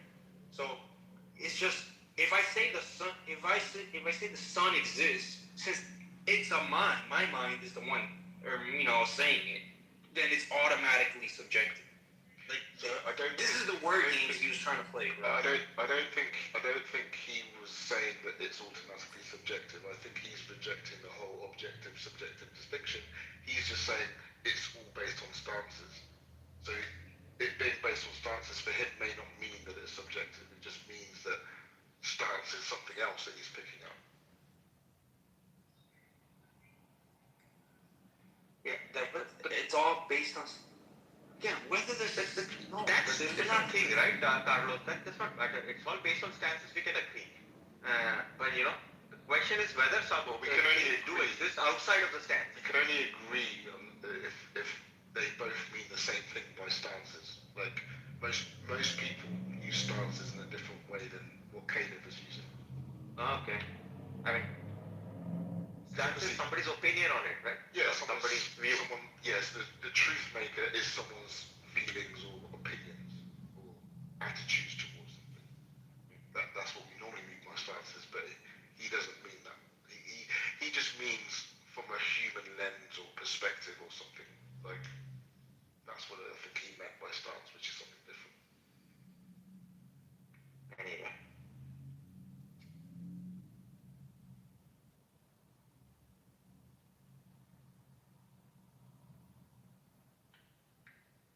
I think the thing is, like, obviously the way that we use objective is like a classification where objective statements, the truth maker is in reality is not based on like pure feeling, and therefore it's not based on when we say an objective statement, because it corresponds with reality by definition, it being objective, it's true independent of anyone's opinion. That's how we sort of using it, so that those statements become true in a way that isn't, we've just classified this type of truth as a versus to another type of truth, which is the subjective. He's using it in a completely different way. I don't know. Did you say anything like that? He did say that. But but Kant has done already a lot of work. At least the work on Noumena phenomena is pretty sophisticated. I think it seems to be intuitive enough for us to think that there is something out there other than ourselves. Yeah. And it's and really in view of this. Simon, come on, Simon needs to hear this. Yo, I'm never taking Caleb's side over yours, even though, again, dude, Simon kind of does the same thing. He, tries to construct this with his own definitions that nobody in the world agrees with. Maybe other objectivists, Randian objectivists. Other than that, nobody else on Clubhouse agrees with him. No normal person really agrees with him. But again, with Simon, you can still, reason and come to, agreements to try to build on or whatever. Caleb wasn't even trying to do anything. He was just... And again, he thinks I straw man, I didn't understand his point of view. Yeah, or the point he was trying to make. He was just saying, well, look, I'm an idealist. Fucking the ideas come before the world. Well, the world is made out of ideas, etc. Dumb shit like that.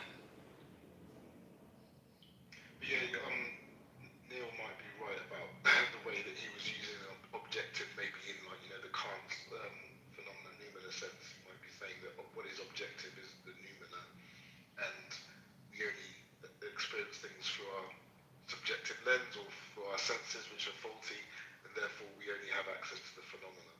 Maybe he doesn't want to call that objective. Maybe he's using it in that way. I don't know. I mean, I would have appreciated if he said that. I'm left. Yeah, I think he hinted towards that before. Hey Simon, are you there? Dude, you missed it, bro. Oh man, you're on your are you on your phone or your computer? My battery is bad.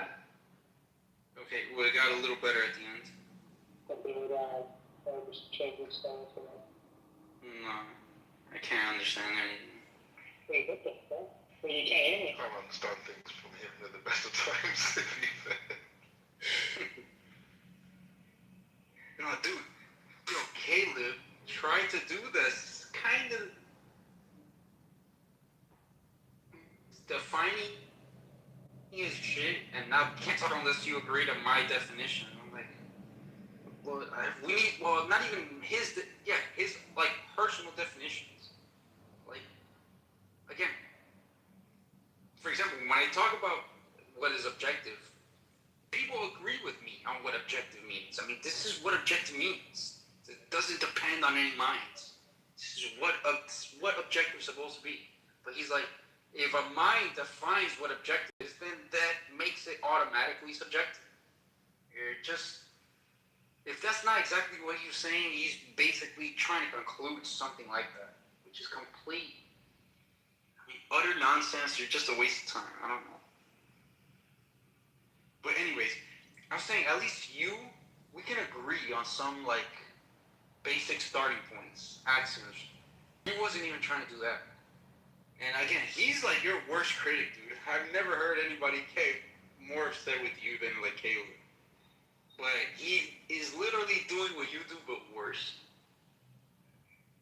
And but again, you can actually talk to. You can actually be reasoned with because you can agree to some starting points.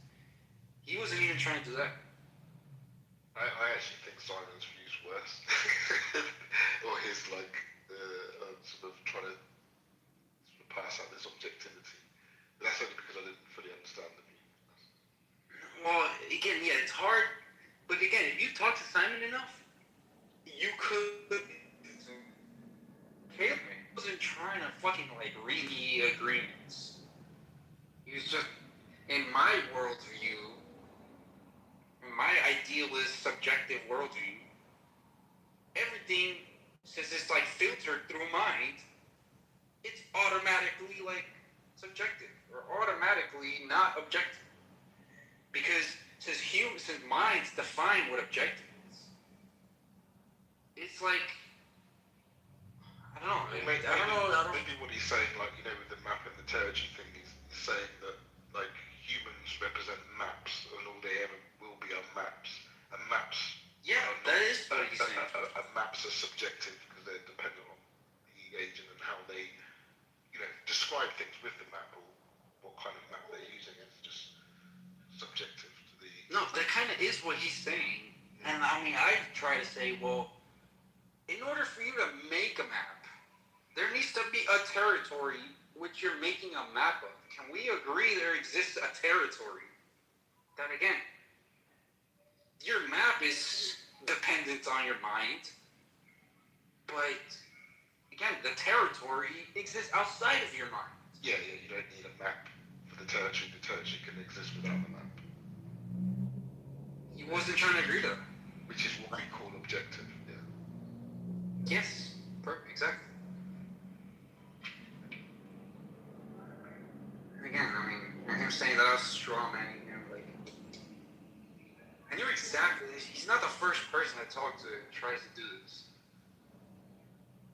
He tries to, like, the worst part is, again, that he thought he was, like, making a profound point. Unbelievable.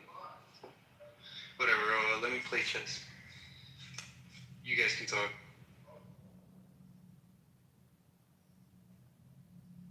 Yeah, I've got to go out in a minute anyway, so I'm going to be jumping off in a bit.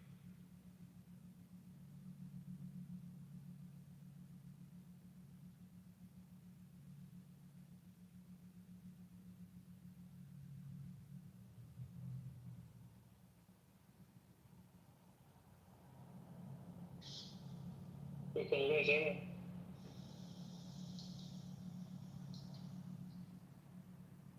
Yes, you have to ignore.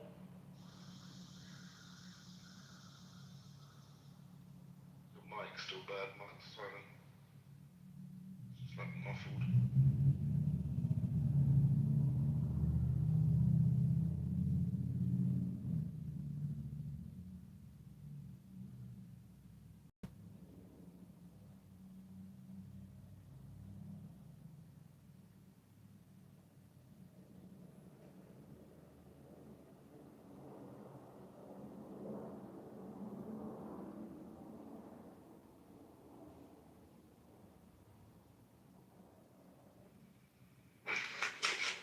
Yo, Simon, you there? Yo, I think it should be me. Let's just see what happens. Is that Rust? You there, Rust? Yo, yeah. I'm here. Yo, we can play. If you want, we can even play on raid. I just want to see what happens if we can play. Because I'm pretty sure you're better than both of us.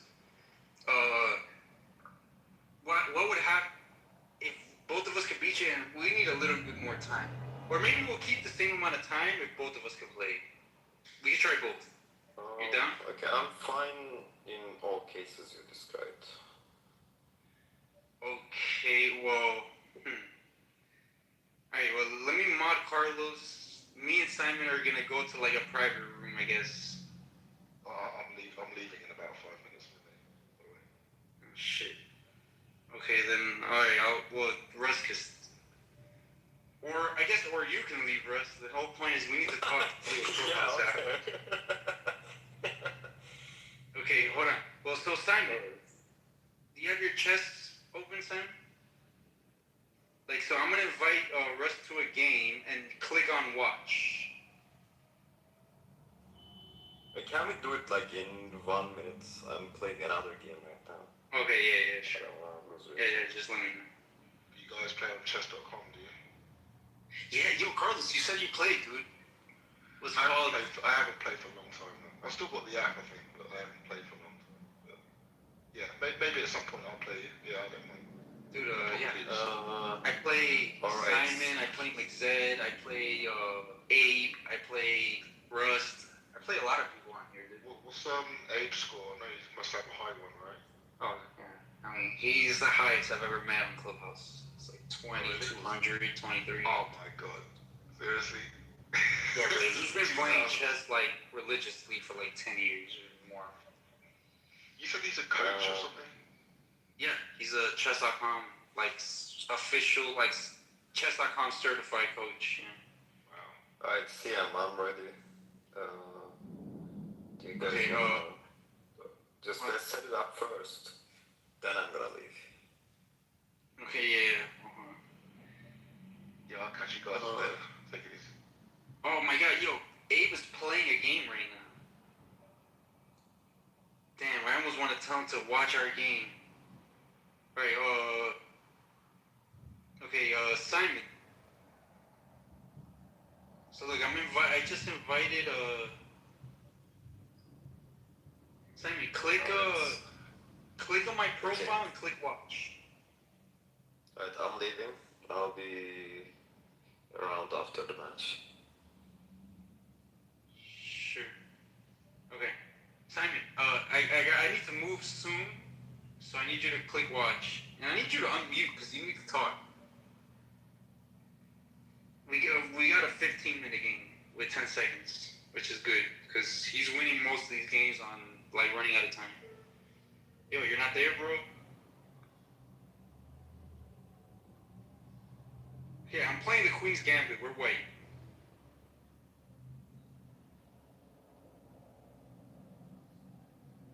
Oh my god, this is Carol Khan. What is this?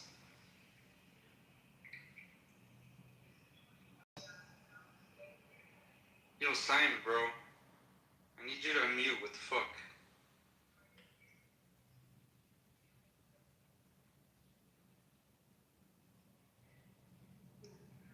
Yo, is it better? Yeah. Okay, hold on. No, I have to remove my AirPods, but give me a second, but I'm gonna have to just restart my computer. Oh my god, I'm already in the middle of the game, bro. So my fucking what's it called? My keyboard's not working for some reason. No, well, right now, all you gotta do is open your chess.com app and, like, put the fucking... Open my game. And then just throw out moves that you think are good. Watch. Okay, so. Are you there? Yeah, can you hear me? Yeah. Can you just play bishop f3? No, bishop knight f3, sorry. Yeah. Okay, there you go. So...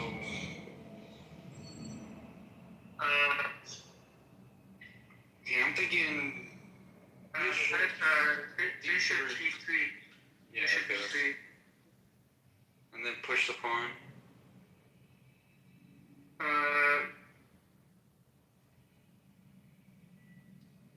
I cancel. And then, yeah. Cancel and then h3.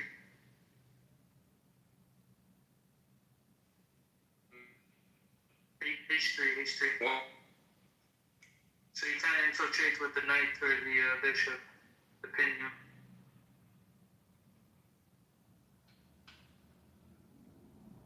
Pawn H3.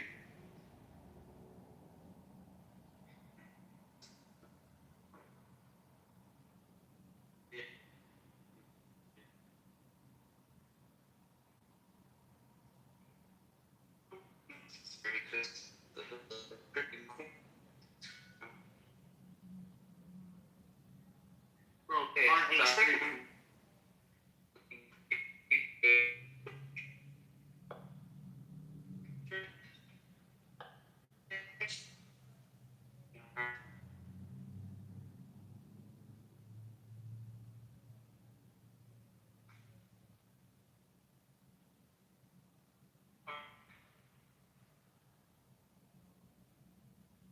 Bro, H3, I don't know if you can hear me.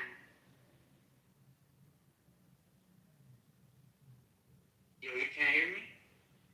Yeah, I can hear you now. You're in the matrix big time. Yeah, I was. Yo, it's our turn? What the hell? I already pushed pawn h3. It's our turn again? He moved the knight b4.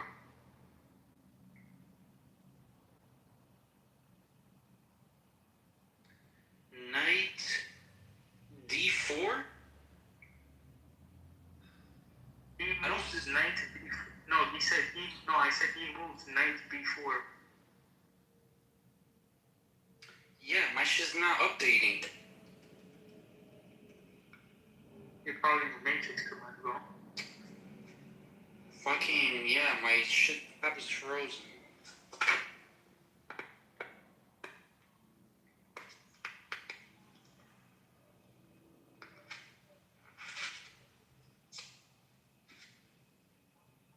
Damn, I see my time clicking, but I can't move. Okay, he actually got my message.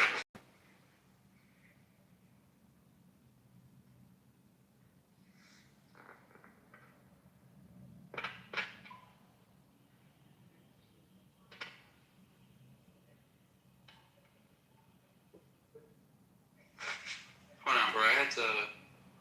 Oh, there we go. Okay, I think my thing is down.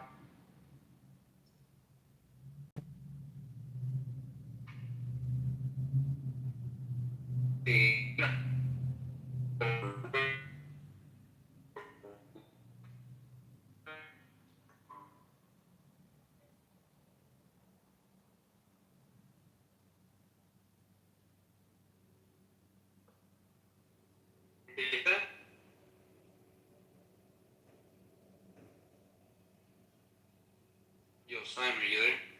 Yeah, I can hear you, bro. Yeah, you're in the matrix big time. He's probably gonna try and destroy your structure. So I'd probably go with. I mean, what do you think he's gonna do right now? Take the bishop. Take the bishop, or he's gonna start going into the center with e5. I mean, so I was about to push my e-pawn, one and then again.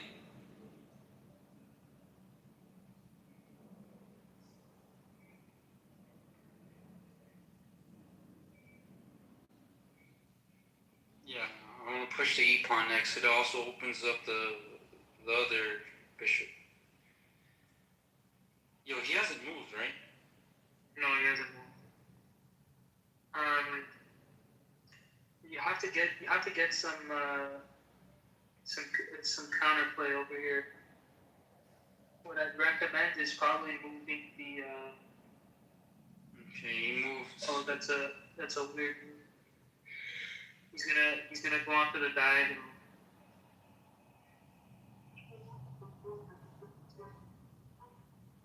Okay, should I push the e-pawn or the a-pawn?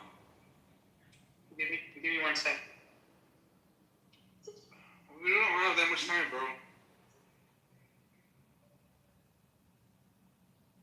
Okay, fuck it, I can't.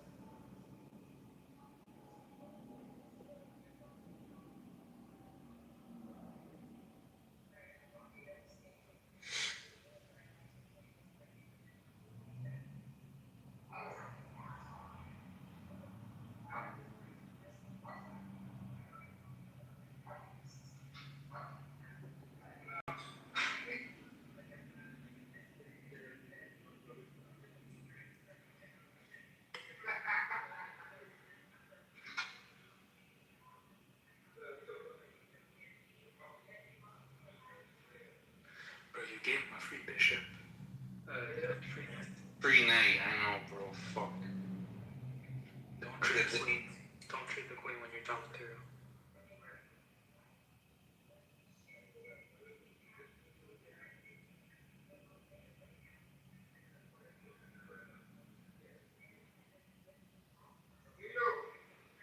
Yo!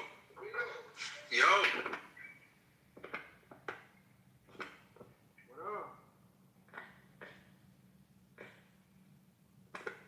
Okay, yeah.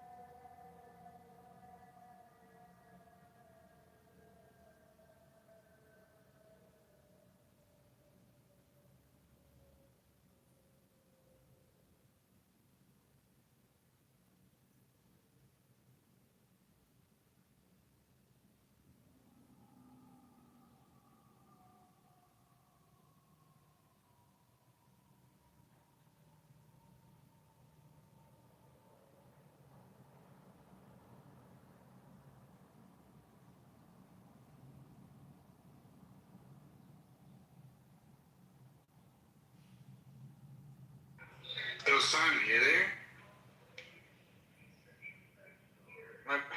Yo, sorry, yo, I was busy. Simon, you there?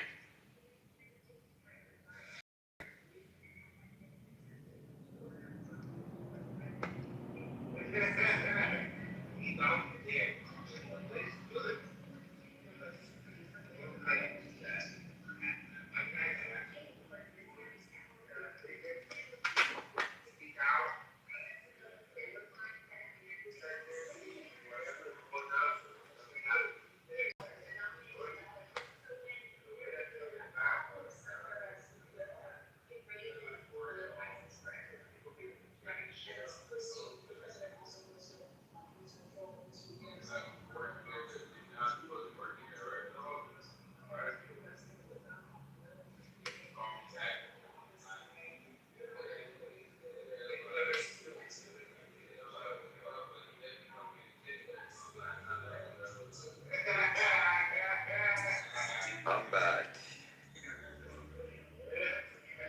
Yeah, fucking, my bad, yo. I was busy and I'm running out of time. I'm probably about to resign this shit. I'm still running out of time. There's also like 10 seconds increments. No, I know it's that, I guess, I still have 8 minutes. It's not too bad. Simon's not even there. Wow, Caleb came back, bro. What is Simon, bro? Simon abandoning? Nah, he left. I guess he had to like change his phone or computer. I don't know what the fuck. But now he's here, but he's not here.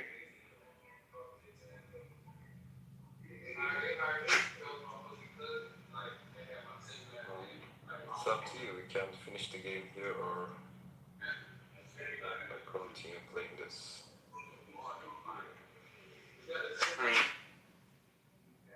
I'll just sacrifice shit.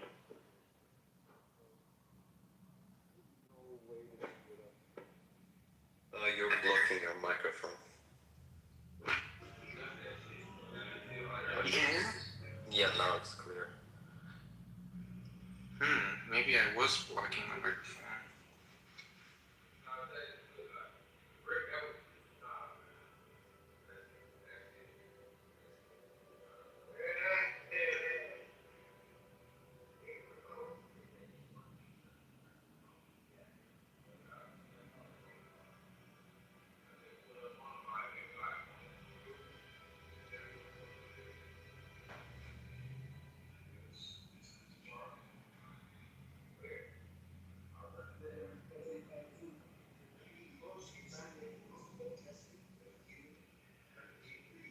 Oops. Oh my fucking god, bro.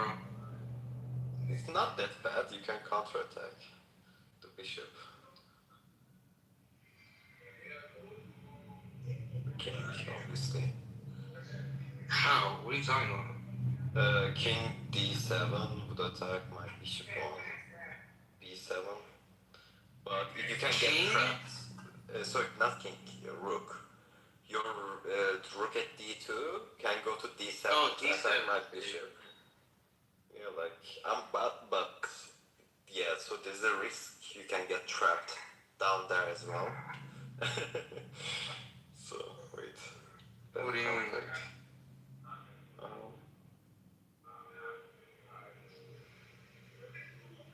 Like this.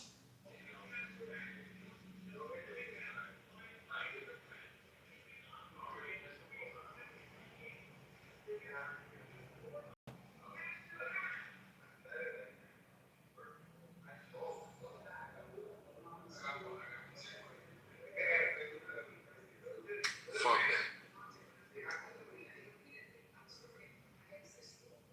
Yeah. Oh my god, I don't even know why I didn't go all the way back down. Alright, bro, fuck this. Do you wanna do a rematch? Hold on, Do you want a rematch? I mean, maybe. Give me a second. It's just, I was also distracted, bro. I had somebody knocking on my door. That's why I fucking stopped. Alright, I can come back later. I was with my friends. And you guys can settle.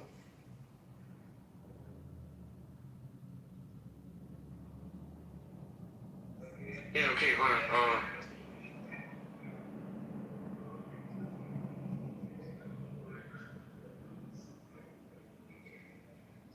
Well, now he's not playing anymore. I guess he was earlier. But yeah, if you want.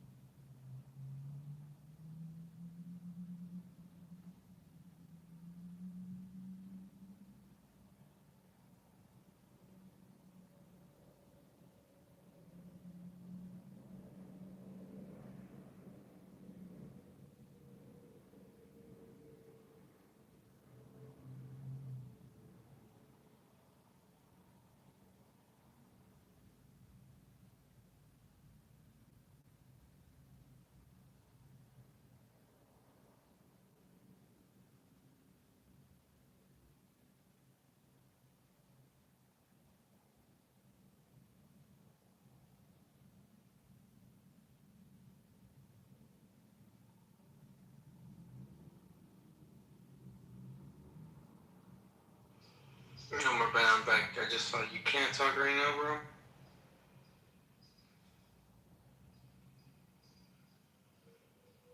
Fuck. What up, Drills? You just missed the ill chess games.